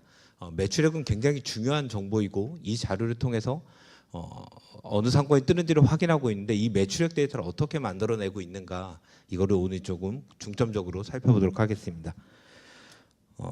오늘 발제하는 자료는 저희 센터에서 소상공인 매출 데이터의 개념적 고찰과 실증 연구라는 이슈 리포트를 기반으로 내용이 작성이 되었습니다. 일단 매출 데이터의 구조를 보면 생각보다 복잡합니다. 그냥 어떤 상권을 활성화하거나 소상공인 지원했을 때 그 효과를 보통 매출 데이터로 보는데, 그 매출 데이터는 여기서 오른쪽에 보시는 것처럼 카드 매출 데이터가 한 73%, 기타 2.4%, 현금이 24.6%라고 한국은행에서 2021년 조사 자료를 기반으로 하고 있고요. 근데 이 매출액 데이터에서 매출 원가를 뺐을 때 매출 총이익, 그리고 판매 및 관리비, 영업 외 수익 비용 등이 다 빠졌을 때 순이익인데요. 사실 소상공인이 가져가는 비용은 순이익입니다. 그래서 이 부분을 효과로 보는 게 제일 중요하지만, 이 부분에 대한 데이터 확보가 어렵기 때문에 일단은 매출액, 현금, 기타, 카드 이거의 전체 총합을 저희가 추정하는 쪽으로 방향을 잡고 매출 데이터를 만들고 있습니다. 이 매출액 데이터랑 가장 근사치를 갖는 데이터는 첫 번째는 국세청 데이터가 있습니다. 그리고 통계청 데이터가 있는데요. 근데 국세청 데이터는 미신고분이 있어가지고 전체보다는 작게 잡히는 게 정상적입니다. 사람들이 더 높게 신고하지는 않기 때문이고요. 항상 이 부분이 미신고분으로 있어서 좀 더 적게 잡힌다. 근데 국세청 데이터는 하나의 사업자 번호로 여러 개의 사업장을 운영하는 경우 주 사업장 총괄 납부나 사업자 단위 과세를 통해서 하나의 사업자로 인식하기 때문에 그 한계가 좀 있습니다. 다만 사업체 조사 자료는 예전에는 조사원들이 직접 조사를 했는데 2020년부터는 이제 국세청 자료를 끌고 오고 있습니다. 근데 여기는 개개의 장소별로 사업체를 구분해서 경영 주체, 회계장부 등이 독립적이면 별도의 사업체로 구분을 하고 있어서 좀 더 정합성은 있습니다. 근데 국세청 자료를 통해서 통계청 사업체 조사 자료를 연계하는 과정에서 사업장이 여러 개 사업체와 부가세 신고 정보가 없는 사업체에 대해서는 데이터를 여기서도 추정해서 활용을 하고 있습니다. 그래도 국세청이나 통계청의 자료가 가장 정확한 자료이긴 한데, 이 매출 데이터의 수집 후 제공까지의 시차가 굉장히 길고 위치 기반의 정보 제공을 확인할 수가 없는 게 가장 큰 한계라고 볼 수 있습니다. 소상공인 5년 생존율이 50%가 채 되지 않거든요. 근데 이 시차가 길면 이 데이터를 활용해서 소상공인이 사용을 할 수가 없습니다. 그럼 결국 카드 매출 데이터가 가장 핵심인데요. 왼쪽에 있는 현금, 기타, 카드 73% 중에 이 중에 카드사 전체 매출액이 이 73% 정도를 커버하게 됩니다.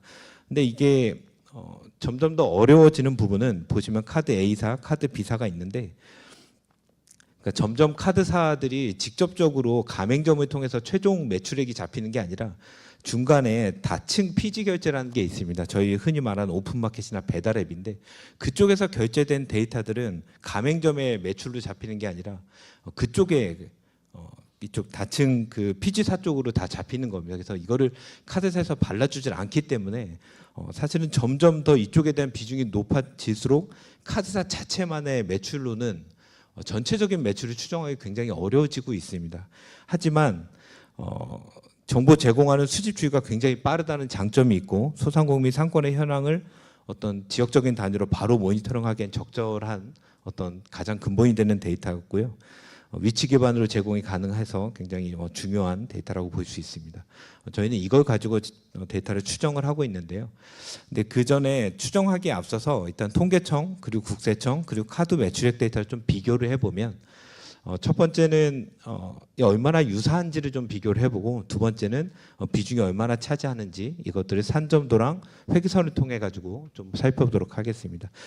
첫 번째로 보이는 국세청의 자료랑 통계청의 자료는 점포당 연평균 매출액이 국세청이 한 9,600만 원 잡히고 통계청이 9,700만 원, 그러니까 거의 유사치가 잡혀 있는 거죠. 카드 A사, B사, C사, 카드 3사를 합쳤을 때 한 3,700만 원 정도라고 보시면 될 것 같습니다. 먼저 국세청하고 통계청 자료를 좀 비교해서 보시면 보시는 수식에 아이스케어는 좀 설명력에 대한 내용으로 보시면 한 0.99 정도로 설명이 굉장히 높고 여기서 기울기가 중요한데 기울기가 0.991에 가까울수록 서로 두 데이터는 유사성을 많이 갖는 겁니다. 그랬을 때 국세청과 통계청은 굉장히 근접해 있다, 비슷하다.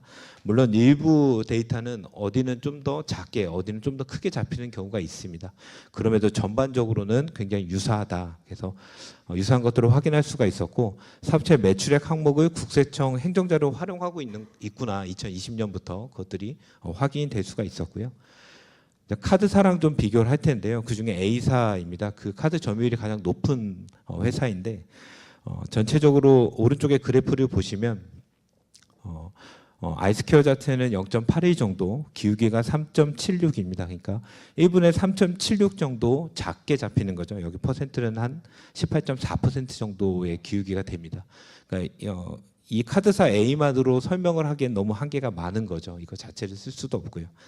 근데 사실 굉장히 많은 어떤 효과 분석에서 카드사 하나 정도로 효과를 보는 경우가 굉장히 많이 있습니다.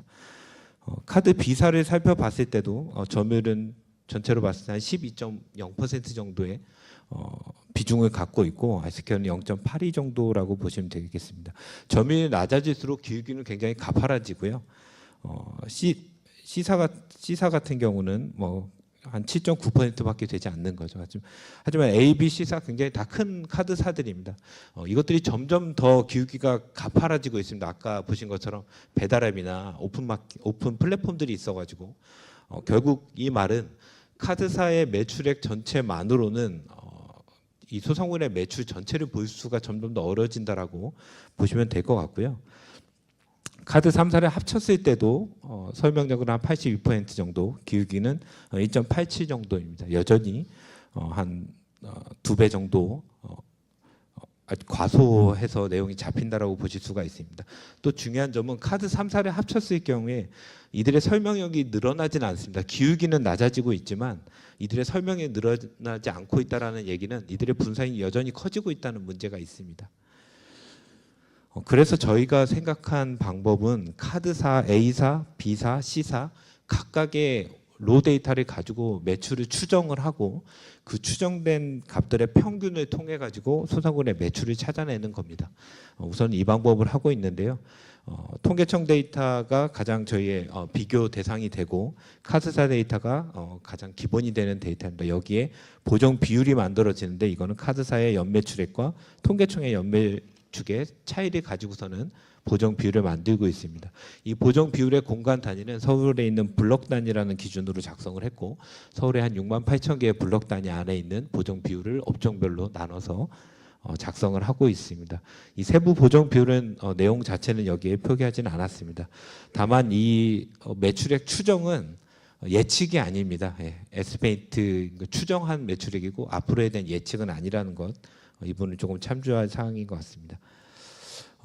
좀 결과를 좀 더 보시면 카드 3사 매출액 기반으로 추정 매출액을 산출했을 때 전체 업종을 좀 살펴보면 카드 A사를 기반으로 추정 매출액을 찾으면 좀 더 오버해서 에스티메이트 되는 걸 볼 수 있습니다. 한 1억 600만 원 정도로 점포당 매출액이 나타나고요.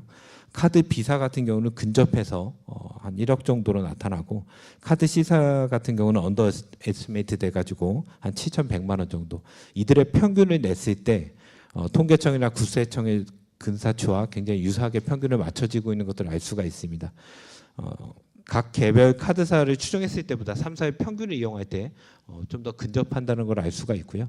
이건 전체 업종인데 외식업 같은 경우는 카드 A사 같은 경우는 굉장히 좀 오버 에스티메이트 됩니다. 그래가지고 한 1억 4,700 정도까지 올라가고 B사는 근접하지만 C사는 굉장히 언더 에스티메이트 되는 걸 알 수가 있습니다. 이건 카드사들이 점유하고 있는 가맹점의 업종 비율도 많이 들어가기 때문입니다.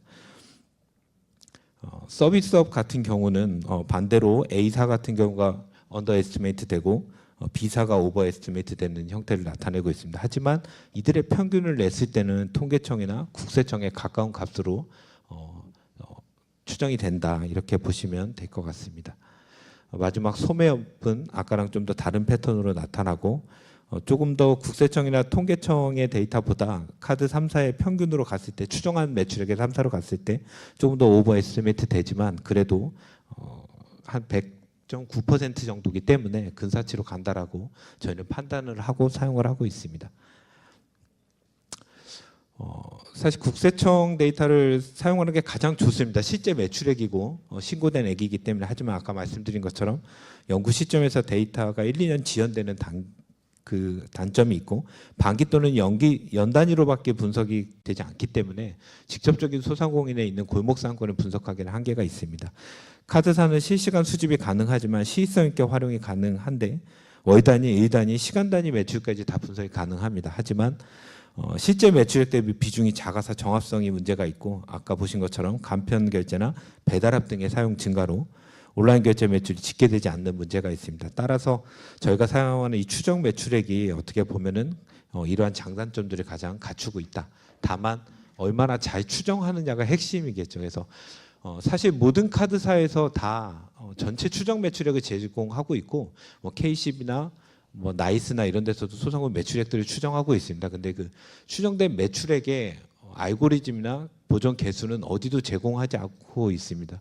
그들의 자산이기도 하고요. 그래서 저희도 이런 것들을 계속 해나가고 있는데 결국에는 이 보정한다는 건 아까 보신 것처럼 카드 매출액의 이 기울기가 높아진 애들을 기울기를 1에 가깝게 끌고 오는 게 가장 핵심입니다. 사실 저희 연구센터에서 상거분석 서비스에 있는 매출액은 이걸 1에 가깝게 끌고 오는 과정이 현재까지 진행 과정이라고 보시면 될 것 같고요.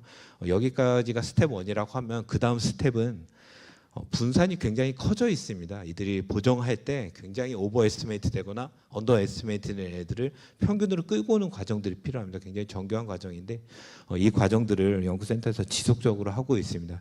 사실 현재 있는 추정된 매출액의 이 분산까지를 좀 보여드리려다가 제 발등 찍기가 될 것 같아가지고 예, 숨겼습니다. 예, 잘 해가지고 다음 심포지엄 때 얼마나 이게 중앙으로 몰렸는지 더 보여드리도록 하겠습니다. 사실은 매출액을 추정하는 것도 중요한데 아까 보신 것처럼 실제적으로 소상공인의 영향을 보려면 순이익이나 영업이익에 대한 추정이 필요합니다. 저희 자체적으로 가지고 있는 보증 데이터를 통해서 이 부분을 추가적으로 연구를 하고 있습니다. 좀 마무리를 하려고 하는데요. 사실 카드 데이터랑 통신 데이터 자체는 어떻게 보면 빅데이터의 가장 양대 산맥이잖아요. 굉장히 큰 데이터고 가장 많이 사용되는 데이터인데 그 데이터를 생산하고 있는 가장 주체는 소상공인이라고 저는 생각을 합니다. 서울시 사업체의 78% 정도를 차지하고 있는데 이들이 일으키는 매출, 그리고 이들을 통해서 오는 유동인구 데이터가 빅데이터의 양대 산맥이라고 하는데 데이터에 가장 취약한 계층도 소상공인입니다. 가장 많은 생산을 하지만 가장 많이 활용을 안 하고 있습니다. 근데 상거분석 서비스가 그 중간다리 역할을 했으면 좋겠다라는 마음을 가지고 좀 더 쉽게 이들이 접근할 수 있게 데이터를 만들고 서비스를 만들고 있다라고 보시면 될 것 같습니다. 예, 이상으로 발표 마치겠습니다. 감사합니다. 네. 안영수 센터장님 발표 감사합니다. 예, 그 20분의 시간을 드렸는데 4분을 남겨주셔서 앞에서 이렇게 조금 오버된 시간을 다 세이브 시켜주셔서 적절하게 지금 진행이 되고 있는 것 같습니다.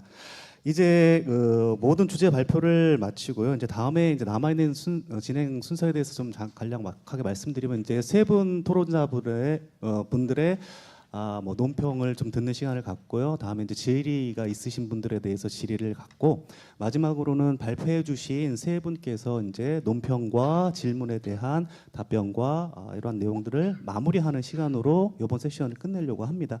그러니까 세 분께서는 좀 이렇게 좀 준비를 해두셨다가 마지막 시간에 좀 마무리를 해주시면 감사하겠습니다. 자, 그럼 이제 본격적으로 토론을 진행을 하도록 하겠습니다. 먼저 그 한밭대학교 최동걸 교수님께서 발표와 관련된 질의를 포함한 논평을 해주시겠습니다.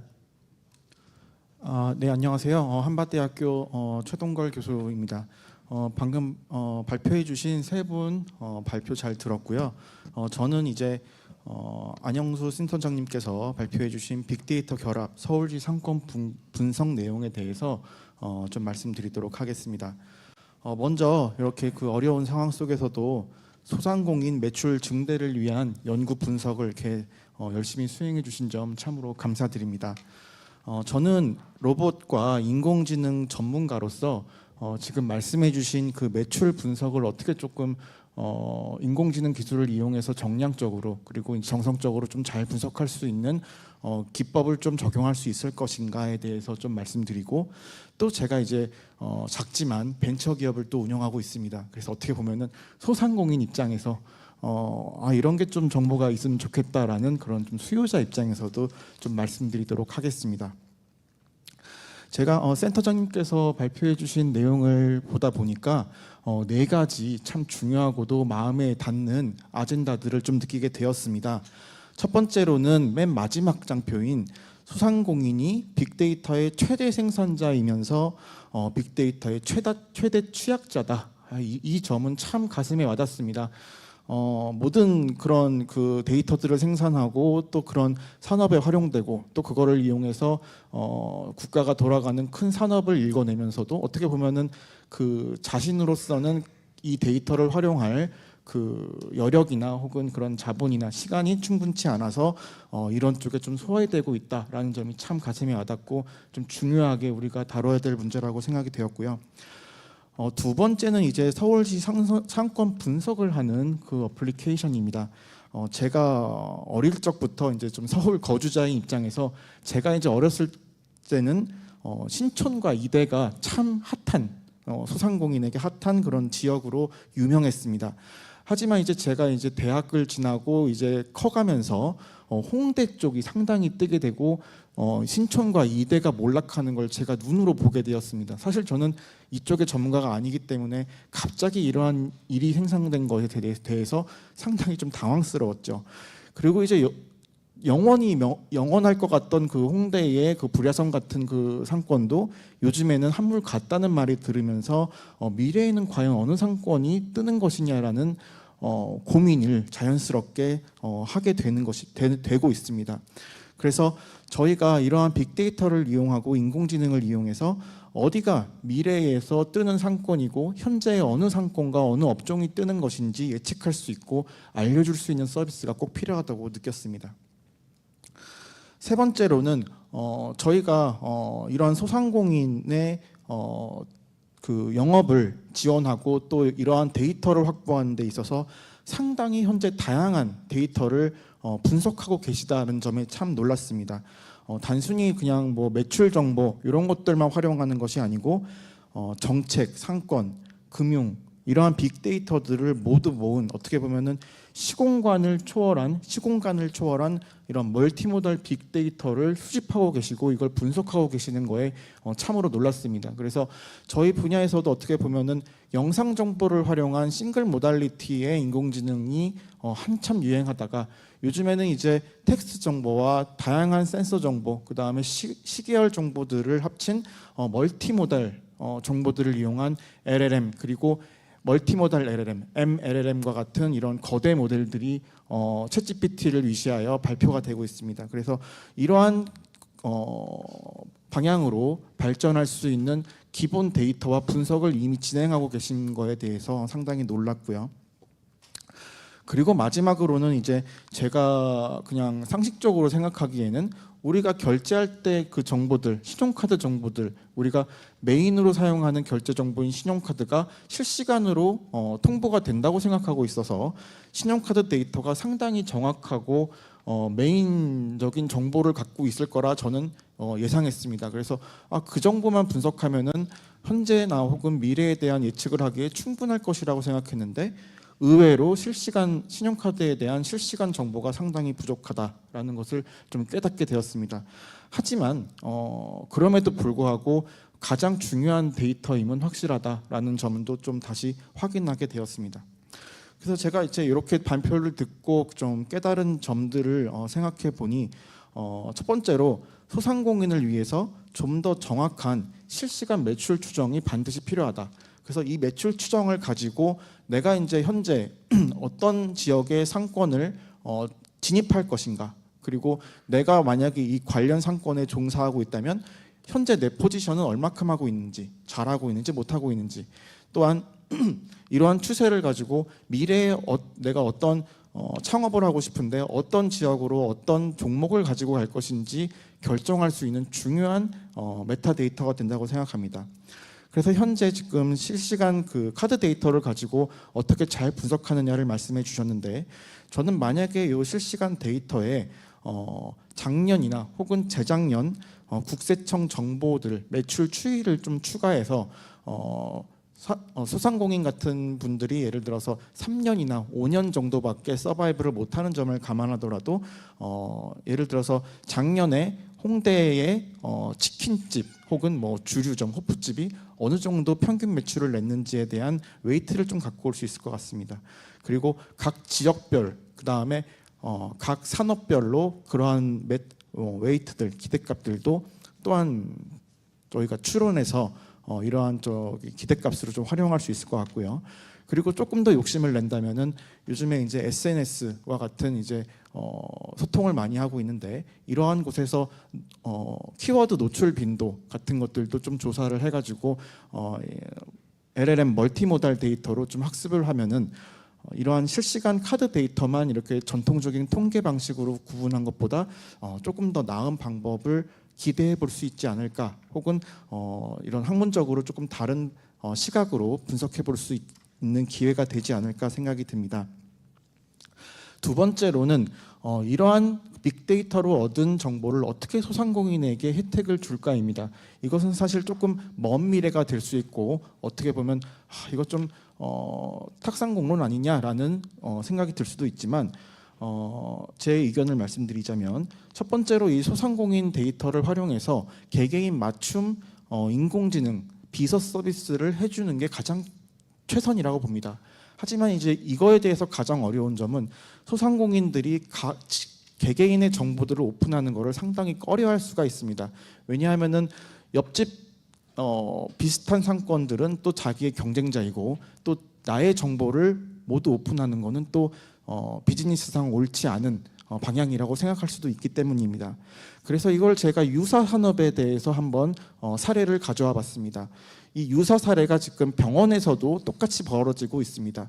저희가 이제 온 국민이 병원을 이용하면서 빅데이터가 쌓이고, 이 의료 데이터를 빅데이터로 학습해서 개인 맞춤형 의료 서비스를 하는 것을 기획을 하고 있습니다. 하지만 의료법상 개개인의 의료 정보가 병원 A, B, C 간에 서로 공유되는 것은 의료법 금지입니다. 그래서 한 사람, 만약에 제가 병원 A도 가고 B도 가고 C도 갔을 때 제 정보를 A 병원, B 병원, C 병원에서 서로 공유가 금지되어 있습니다. 그래서 이러한 것들을 이제 극복하기 위해서, 정책적인 거는 제가 다루지 않겠습니다. 이러한 점을 극복하기 위해서 의료 데이터를 어떠한 센터에서 크게 모아서 일단 베이스라인을 학습을 합니다.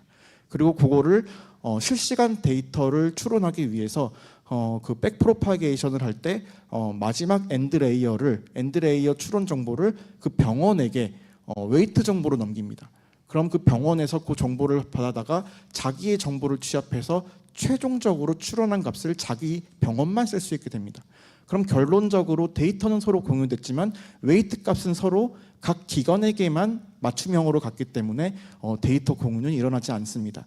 그래서 이러한 점이 조금 대안으로 내세울 수가 있는데 병원에서의 문제는 MRI나 혹은 CT 이미지가 상당히 크기 때문에 이러한 데이터 전송 과정에서 랜으로 이동하면서 상당히 그 시간이 많이 듭니다. 재학습 시간이 오래 듭니다. 그래서 이거 뭐 아이디어만 좋지 좀 어렵지 않냐라는 의견이 있는데 이거를 소상공인 결제 정보에 이용하게 된다면은 이미지 정보가 아니고 결제 텍스트 정보 되게 용량이 작은 정보들만 왔다 갔다 할 거기 때문에 조금 가능성이 있지 않을까라는 생각이 듭니다. 그래서 예를 들어서 소상공인 정책연구센터에서 빅데이터를 가지고 뭔가 베이스라인 큰 LLM 학습 인공지능을 만들고 그거를 각 소상공인에게 연결시켜서 실시간으로 소상공인 맞춤형 LLM 서비스, 소상공인 맞춤형 개인 비서 이런 것들을 만들어서 매출이나 사업에 대한 조언을 실시간으로 해줄 수 있는 서비스를 미래에 만들면 어떨까 이렇게 생각해 봅니다. 네, 이상입니다. 감사합니다. 네, 최동걸 교수님 말씀 감사합니다. 네. 다음으로는 소상공인시장진흥공단 박대현 실장님께서 발표와 관련된 논평을 해주시겠습니다. 네, 안녕하십니까. 저 소진공 정책연구센터 박대현 실장입니다. 공교롭게도 안영수 센터장님 계신 조직하고 저희 공단 연구부서랑 네이밍이 똑같습니다. 그러니까 그만큼 이 소상공인에 대한 그 바라보는 그 정책적인 관심이나 시각이 많이 중요하게 부각이 되고 있고 그만큼 소상공인의 경제가 이만큼 중요하고 그만큼 팍팍하고 위험하다 이런 인식에서 많이 공감대가 있는 걸로 이해를 하고 있습니다. 오늘 그 세 분들 발표 잘 들었고요. 의료정보 이런 부분도 생소하긴 하지만 비슷한 결에서 다 한꺼번에 말씀을 드리겠습니다.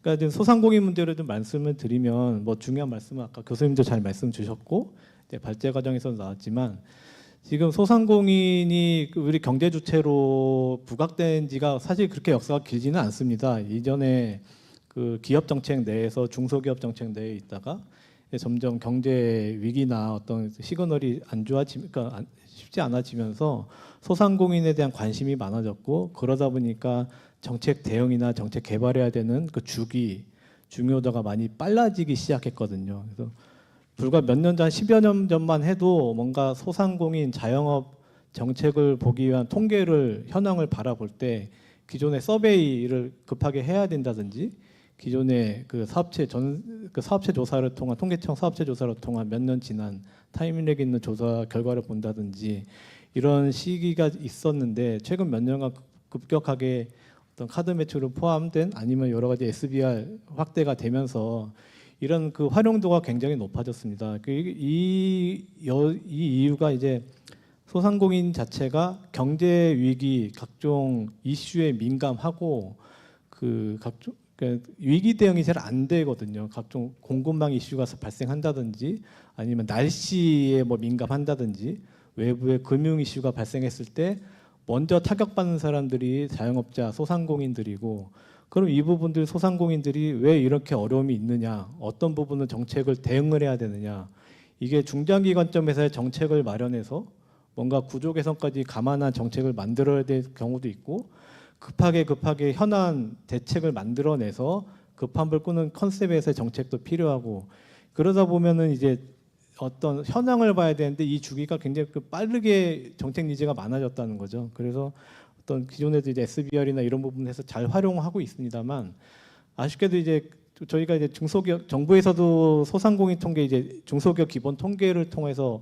기본적인 통계를 보고 있지만 이게 2년 렉이 있습니다. 그러니까 이번 8월에도 중소기업 기본 통계가 공표가 됐고 이걸 활용하지만 여전히 2년이라는 시간 텀이 있어서 아까 정은혜 박사님도 말씀하시지만 폐업자가 대략 한 1년에 100만 정도 됩니다. 근데 이게 통계청의 통계청과 중기부가 같이 합심해서 중소기업 통계를 만들지만 자 21년 기준 소상공인 개수가 740만 정도 됐습니다. 근데 이번에 발표된 기본 통계에서는 770만까지 늘어났습니다. 근데 한 30만 정도 수치는 늘어났는데 이제 바라보는 폐업 통계나 이런 부분 뉴스화되는 자료들 보면 또 100만이 폐업하고 하고 있거든요. 그러니까 이런 괴리가 있는 겁니다. 그 차이가 있고 그러다 보니까 이제 현황을 대해서 정치하게 잘 들여다보지 못한 한계가 있거든요. 그래서 이런 부분에 대한 고민이 많고 소상공인 정책 자체가 여러 가지 그 770만으로 한정졌을 때도 이게 창업 단계 그리고 3차 성장 단계, 재기 단계 각자의 그 경영 역량의 단계가 더 다양하고 지역마다 다르고 업종마다 다르고 이제 사장님들 간의 어떤 연령별 격차 이런 부분 따라 다 다른데 이걸 세세하게 들여다보는 데는 현재 통계 체계로는 한계가 극명합니다. 그러다 보니까 각자의 기관의 영역에서 그 빅데이터 체계를 만들어서 서울신보도 마찬가지, 뭐 각종 연구기관도 마찬가지, 뭔가 패널을 한다든지 카드 매출이나 통신 데이터를 활용해서 한다든지 이런 각계약지는 많이들 시도를 하고 있습니다. 통계청 차원에서도 많이 도와주시고 계시고 그러다 보니 이제 국가적으로도 고민이 계속 되다가 이제 이번에 7월 3일에 7월 초에 정부에서 이제 하반기 경제정책 방향 발표가 있었고 그 관련해서 또 소상공인 종합대책이 발표가 있었고 거기서 많이 부각된 문제가 이제 소상공인 문제를 바라봄에 있어서 속보성 지표 대응을 위한 체계를 인프라를 만들어 가겠다 이런 선언이 있습니다. 그래서 아마 이런 부분 예산안도 반영돼 있고 여러 가지 데이터를 집적하고 모아서 이제 소상공인의 도대체가 매출, 말씀하신 순이익 이런 부분들이 이제 세세하게 단위별로 분석이 이제 필요하고 이걸 통한 맞춤형 정책이 이제 지역 단위별, 뭐 업종별 그리고 사업의 그 생애 주기라고 하는데 생애 단계별 맞춤형 정책이 많이 복잡하게 만들어야 될 상황이 왔어요. 그래서 이런 부분을 위한 그 방법론들이 계속 발전이 될 것으로 보이고 있고요. 그래서 정원혜 박사님 발표하셨던 어떤 폐업 통계도 이런 폐업 통계가 통계에서 그치고 뭔가 학술적으로 끝나는 게 아니라 이 통계에 기반한 그 사장님들의 재기, 고용 구조로의 편입이라든지 다른 경제 구조, 그 결국 다른 편으로 보면 이제 경제의 어떤 구조 조정 문제까지도 다뤄야 되는 아젠다까지 참 많은 거를 담아가고 많은 것들을 해내야 되는 상황이 왔습니다. 그게 정부 입장에서도 굉장히 부담이 있고 이제 소상공인 분들이 정보를 보는 입장에서도 이런 데이터 체계가 만들어지면 사장님들께서 아니면 예비 창업들께서 이미 그 준비된 창업 단계에서 내가 알아야 될 상권 정보가 무엇인지 그리고 내가 창업하려고 하는 아니면 장사를 하는데 어떤 경제 위기가 왔을 때 대응을 어떻게 해야 될지 이런 계산이 설 수 있는 비즈니스 모델을 또 만들어야 되고 아까 그 선생님 말씀하셨지만 그 과정에서 데이터를 통한 AI를 통한 뭐 디지털화 이런 부분도 경제 정책에 있습니다. 근데 그게 막연하게 선언적으로만 할 수 있다가 아니라 이게 데이터가 있어야 되고 통계가 기반해야 되거든요. 다행히도 이런 부분 중요도는 참 높아져서 오늘 이런 자리도 이제 예전에 이런 토론 자리 하면 소상공인 문제는 잘 안 다뤄졌을 텐데 이게 이번 세션에서만 두 분이 발표하시니 참 그 무겁게도 느껴지고 참 감사하게 느끼고 있습니다. 그래서 이런 부분 이제 계속 확산이 되고 좋은 마중물이 돼서 그 잘 좀 여러 각자의 영역에서 많이 도움이 되고 저희도 정부에서도 도움될 수 있게 해야 될 것 같고요. 하나 이제 이런 참여 건의들이 사안은 아마 정원혜 박사님이든 다른 발표하신 박사님들도 마찬가지일 텐데 이게 저희도 이제 SDC라는 인프라를 통해서 잘 분석을 하고 있습니다. 분석을 하고 있는데 하나 아쉬운 거 이제 뭔가 데이터를 가서 분석하고 방문해서 분석하고 반출하고 이런 또 시간 소요나 이게 좀 걸려서 이게 뭔가 경제위기가 딱 발생했을 때 예를 들어 올해 알리테무부터 뭔가 티몬 사태 터졌을 때 바로바로 상황이 어떤지 이런 걸 분석해야 되는데 좀 시간 렉이 걸리더라고요. 그래서 뭔가 기관 간에 뭔가 인프라를 좀 확대를 해주신다든지 그 뭐 하다못해 PC라도 좀 늘려주신다든지 그 확대할 수 있는 시설을 좀 늘려주시면 뭔가 좀 분석하는 분석자들 정책 수요자 입장에서도 많이 도움이 될 것 같습니다. 그래서 이런 부분 미리 감사드리고요. 예, 토론 이상 마치겠습니다. 굉장히 부담스러운 말씀으로 끝맺음을 해주셔서 굉장히 부담스럽습니다. 예, 박대현 실장님 말씀 감사드리고요. 예, 이번에는 마지막으로 통계청 통계등록국과 최원 과장님께서 발표와 관련된 논평을 해주시겠습니다. 예, 안녕하십니까. 통계등록부 과장 최원입니다. 제가 토론 내용 코멘트하기 전에 제가 9월 1일자로 자리를 옮겼는데요. 9시 반부터 제가 여기 계속 자리 지키면서 나는 누구, 여기는 어디 이런 생각을 가지면서 지금 하루가 지나간 것 같습니다. 일단 등록부 과장으로서 제가 지금까지 그리고 뭐 저희 직원들하고 오늘 발표 내용에 대해서 좀 뭐 같이 조금 의논한 것들 위주로 좀 설명을 드릴 거고요. 일단 세 분 오늘 발표하신 분들 발표를 잘 들었는데 결국은 제가 보기에는 결국은 세 개 발표가 다 각 기관별로 아마 전통적인 조사 방법이 가진 한계, 시성이겠죠. 좀 극복하고 시성 있는 각 기관별로 시성 있는 뭔가 정책 지원을 위한 분석 자료라고 보여집니다. 저희 통계청도 지금 그런 추세에 맞춰서 속보성 지표라든지 실험적 통계에 대해서 조금 강화하고 있고 거기에 대해서 조금 포션을 늘려나가고 있는 추세인 것 같습니다. 그래서 저희가 SDC를 통해서 지금 제공하고 있는 기존 뭐 조사 통계 자료 말고도 행정 자료라든지 아까 뭐 발표하신 민간 자료 중에서 대표적인 것들이 카드사 자료나 통신사 자료입니다. 그게 아무래도 시성을 제일 많이 어떻게 보면 극복할 수 있는 자료이고요. 그런 것들을 또 저희들이 데이터를 구입해서 제공하는 것들도 통계청에서 아마 그런 이유에서 조금 노력하고 있는 게 아닌가 하는 서두 말씀을 좀 드립니다. 제가 통계 등록부 과장으로 이제 온 지 며칠 되진 않았지만 제가 와 보니까 상당히 조금 뭔가 통계청에서 뭔가 열심히 그리고 앞으로도 뭔가 좀 역점적으로 이용자들에게 뭔가 조금 열심히 뭔가 제공하기 위해서 제일 많이 노력해야 되는 과가 아닌가 하는 생각이 들면서 상당히 어깨가 무겁습니다. 하여튼 저희가 지금 기업 통계 등록부가 이제 어떻게 보면 좀 아까 저기 정은혜 연구위원님 말씀하신 대로 여러 가지 분석을 많이 여러 기관에서 하고 있는데요.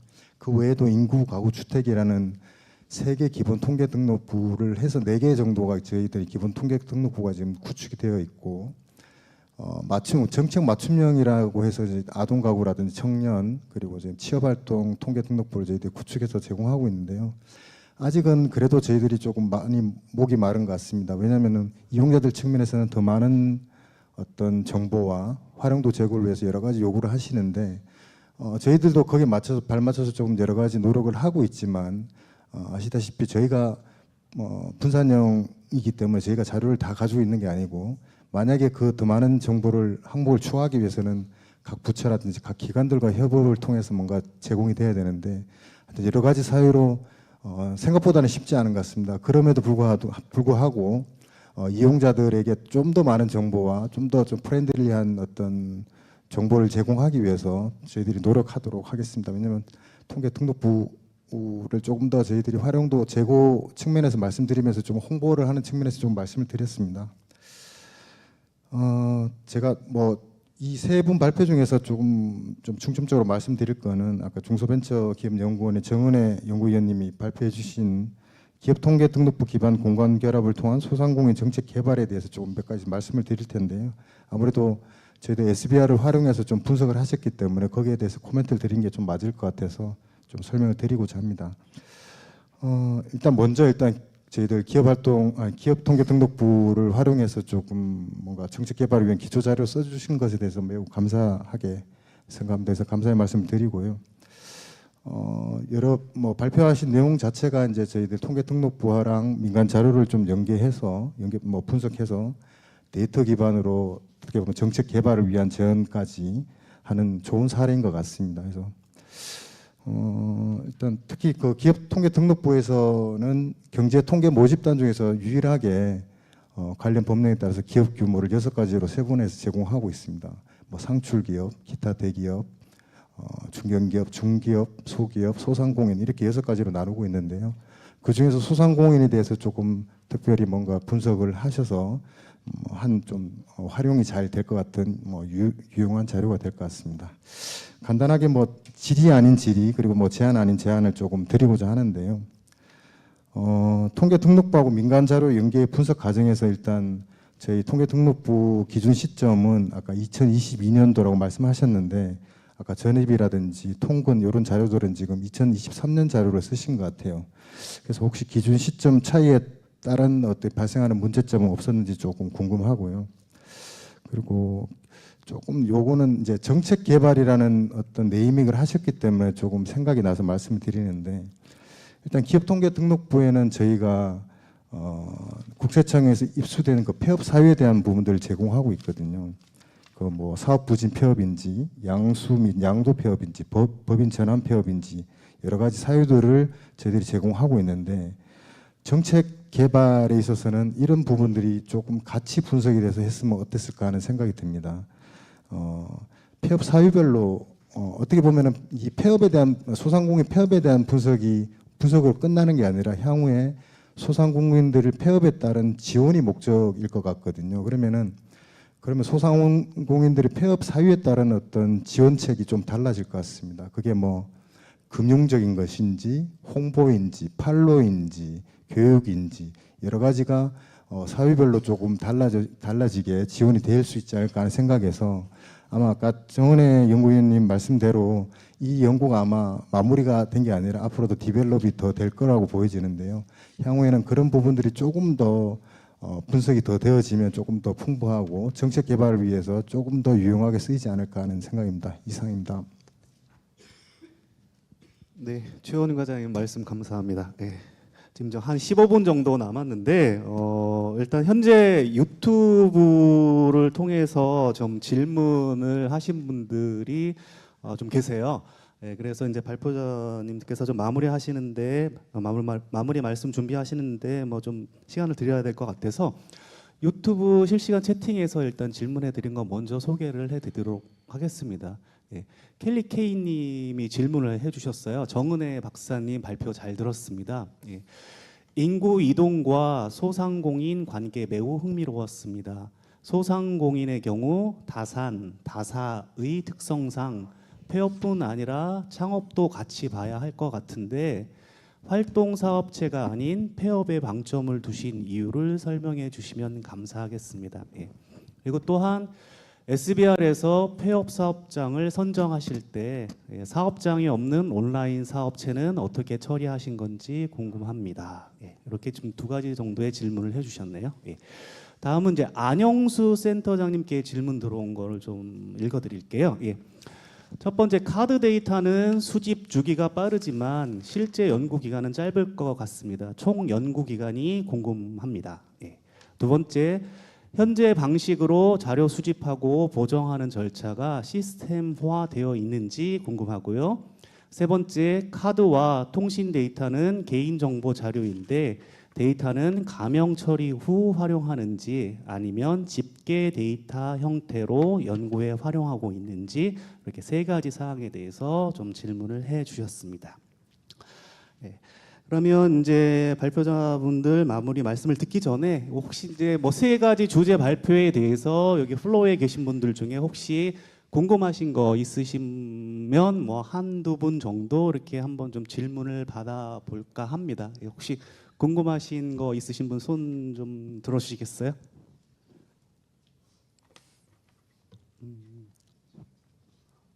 다른 세션에서는 질문들을 하는데 여기서는 안 하시네요. 예. 유튜브에서 좀 두 분께서 질문을 해주셨으니까 예. 그럼 혹시 뭐 질문 내용 다 충분히 들으셨을 것 같고요. 예. 그러면 발표자분들의 께서 이제 논평, 토론자분들의 논평에 대한 의견 그리고 유튜브 실시간 채팅에서의 질문 뭐 이런 것 그리고 기타 덧붙이고 싶은 이야기 등등으로 이제 마무리 말씀을 해주시면 감사하겠습니다. 먼저 첫 번째 저기 한국보건의료정보원 정집민 부장님께서 먼저 좀 마무리 말씀을 해주시면 감사하겠습니다. 네, 논평에서 중소기업 쪽 말씀을 많이 해주시고 하셔가지고 저는 이제 통계청하고 이미 저희 협업과 과제라고 해서 저희 통계청하고 이제 어떻게 저희 도메인에서 협업을 하고 있는지 위주로 좀 설명을 드렸고요. 저희가 오늘도 이제 여기 오시면서 여러 사회 인구학적 그런 데이터베이스들을 만드는 사례를 보면서 앞으로도 더 이런 연구자들을 위해서 협업하거나 아이디어를 만들 게 좀 많겠다 이런 생각을 가졌습니다.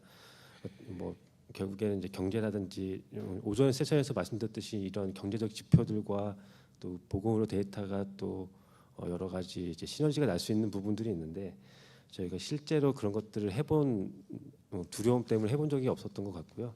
뭐 기회가 된다면 통계등록부와 뭐 기획부와 얘기해서 많은 그런 콜라보 작업들이 되었으면 좋겠다. 뭐 이런 말씀 드리고 싶습니다. 그리고 그 동안에 이제 저희 도와주신 작업물이 이렇게 너무 잘 돼서 감사하다고 이렇게 말씀드리고 싶습니다. 이상입니다. 다음에 이제 정은혜 연구위원님 예, 부탁드리겠습니다. 네, 우선 이게 과장님 말씀해 주시는 거랑 플로에서 말씀해 주신 걸 답변을 하는 자리로 가름을 하겠습니다. 우선 폐업에 방점을 둔 이유는 이제 아까 연구 발표 과정에서 말씀을 드린 것 같은데요. 네, 소상공인 쪽 연구를 하면 이제 창피업률을 굉장히 많이 연구를 하고 창업에 관한 연구도 굉장히 많이 하는데 지금 이제 폐업에 대해서 관심을 가지게 된 건 이 시류. 그러니까 지금 저희가 이제 소상공인들이 사실 아까 이제 진입도 많이 하셨지만 폐업도 많이 하는데 지금 굉장히 리스키한 상황이고 연체율도 굉장히 높아져 가고 있어서 폐업이 되게 폐업에 대한 문제, 엑시트에 대한 문제가 지금 굉장히 저희 쪽에서는 이슈화되고 있고 고민이 되는 상황이라서 좀 이 부분에 대해서 다루어 봤다고 생각을 해주시면 될 것 같고요. 그 온라인 부분은 어떻게 하냐라고 했는데 이 SBR 자료가 되게 좋은 건요. 기존에 저희가 전사채 조사라고 있습니다. 전사채는 이제 조사 기반에서 직접 나가서 간판이 있거나 이런 것들을 기반으로 해서 했다면 SBR 자료는 그 조사 기반 플러스 행정 자료, 그러니까 국세청에서 사업자 신고를 하셨거나 이러한 행정 기반이 다 플러스가 되기 때문에 정보통시업으로 해서 사업자 번호로 신고를 하셨다면 플러스 알파로 되기 때문에 이 부분에 대해서는 오히려 이 SBR을 제가 홍보를 하게 하는데 이 부분은 걱정을 안 하셔도 될 것 같고요. 그리고 아까 이제 과장님이 말씀해주신 왜 2022년은 폐업은 2022년으로 하고 왜 이제 통행은 2023년 자료로 했냐라고 했을 때 사실 그 고민을 분석을 하면서 하긴 했었는데 우선은 2022년 자료 연도별 자료고 그다음에 2023년은 이제 분기별 자료를 SBR에서 제공을 해줍니다. 그래서 합산을 할까 아니면은 쓸까라고 했는데 우선은 그 픽스된 자료 이라고 생각을 했고 그다음에 이동간이기 때문에 그다음 해에 움직이는 것도 어느 정도 합당하다는 설명이 가능하지 않을까라는 생각에서 그런 고민은 했고요. 그리고 이제 좋은 조언 해주셔서 감사한데요. 이제 아까 말씀드렸듯이 제가 이제 이게 연구 과정이긴 하고 지금 이제 제가 2020년부터 지금 2020년으로 역으로 해서 지금 폐업 자료를 시기열로 지금 다 지금 집중화시키는 작업을 지금 좀 전에도 이제 13층에서 하고 있었거든요. 그래서 주신 내용 잘 받아들여서 잘 정책으로 발전시키도록 하겠습니다. 네, 감사합니다. 네, 감사합니다. 이제 마지막으로 안영수 센터장님 예, 부탁드리겠습니다.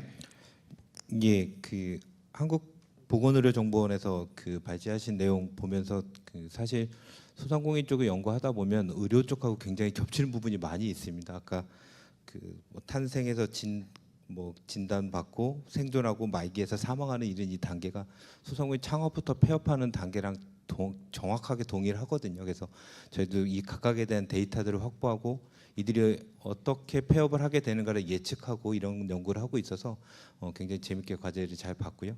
앞에 또 저희 앞에 중소기업연구원에서 발표한 폐업 내용도 저희도 폐업에 대한 관심이 굉장히 많아서 폐업자를 되게 추적하고 이들이 왜 폐업하고 뭐 해먹고 살아가고 있는지 이런 것들을 추적하고 있어 너무 잘 들었습니다. 그리고 앞서서 그 최동걸 교수님께서 질의해주신 내용이랑 뭐 코멘트 내용 굉장히 저 굉장히 뜻깊게 들었고요. 너무 좋은 내용들 많이 해주셔서 감사하고요. 다만 상권을 예측하고 어떤 이런 부분들이 저도 정말 하고 싶은 분야고 그런데 이게 공공에서 제공하는 서비스에서 이 상권의 다음을 예측한 게 행여 소상공인들한테 피해를 줄 수가 있어가지고 저희가 그 부분을 조금 주저하고 있습니다. 저랑 같이 따로 벤처로 사업을 하시면 사업하고 싶은 분야입니다. 그래서 그러시면 좋을 것 같고요. 그리고 지금 상권 분석 서비스에 보면 AI 기반 자가 진단 서비스라는 게 있습니다. 현재 지금 베타 서비스가 제공이 되고 있는데 자기 정보를 입력하고 자기가 어느 정도 수준인지를 지금 파악을 하고 자기 주변 매출액을 같이 비교해 볼 수 있는 툴을 좀 제공하고 있습니다. 이게 지금 시초 단계라고 보시면 될 것 같고요. 그리고 소상공인 마이데이터 플랫폼이 지금 가오픈을 한 상태인데 거기 안에 보면은 소상공인이 자기 정보를 다 입력하면 예측되는 폐업률에 대한 위험도를 제공하고 있습니다. 그래서 얘기하신 부분들이 조금씩 저희서 진행하고 있는데 저희가 나중에 자문위원으로 교수님 모셔서 좋은 의견 많이 듣도록 하겠습니다. 그리고 아까 그 유튜브에서 질문하셨던 그 내용, 카드 데이터 이거의 총 연구 기간은 아까 그 이슈 리포트 자체는 연구 기간은 한 4개월에서 5개월 정도 진행을 시켰습니다. 두 연구원이 진행을 한 건데 매출에 대한 보정과 추정 자체는 연구센터 설립되고 나서부터 계속 연구를 하고 있습니다. 이건 한순간에 연구를 끝나는 게 아니고 계속 아까 보신 것처럼 밸리데이션하고 캘리브레이션을 계속 지속적으로 반복해야만 하는 연구여서 계속 진행 중이다. 연구 기간이 딱 정해져 있지 않다. 그렇게 보시면 될 것 같고 수정 보정하는 과정 때는 시스템으로 지금 알고리즘으로 구축해 놓은 상태입니다. 그래서 카드 데이터가 들어오면 들어가고 보정되는 프로세스가 쭉 진행돼서 아웃풋되는 형태로 진행을 하고 있고요. 개인정보에 대한 이건 가맹 처리를 하지 않고 집계 데이터로 받고 있습니다. 카드사에서 개별 점포에 대한 데이터를 주면 안 되기 때문에 아까 보셨던 6만 6천여 개의 블럭 단위로 집계된 데이터로 업종별로 매출 데이터를 받고 있습니다. 예, 뭐 이 정도가 될 것 같습니다. 예, 감사합니다. 네, 감사합니다. 예, 세 분 발표자분들께서 마무리를 좀 잘 해주셨고요.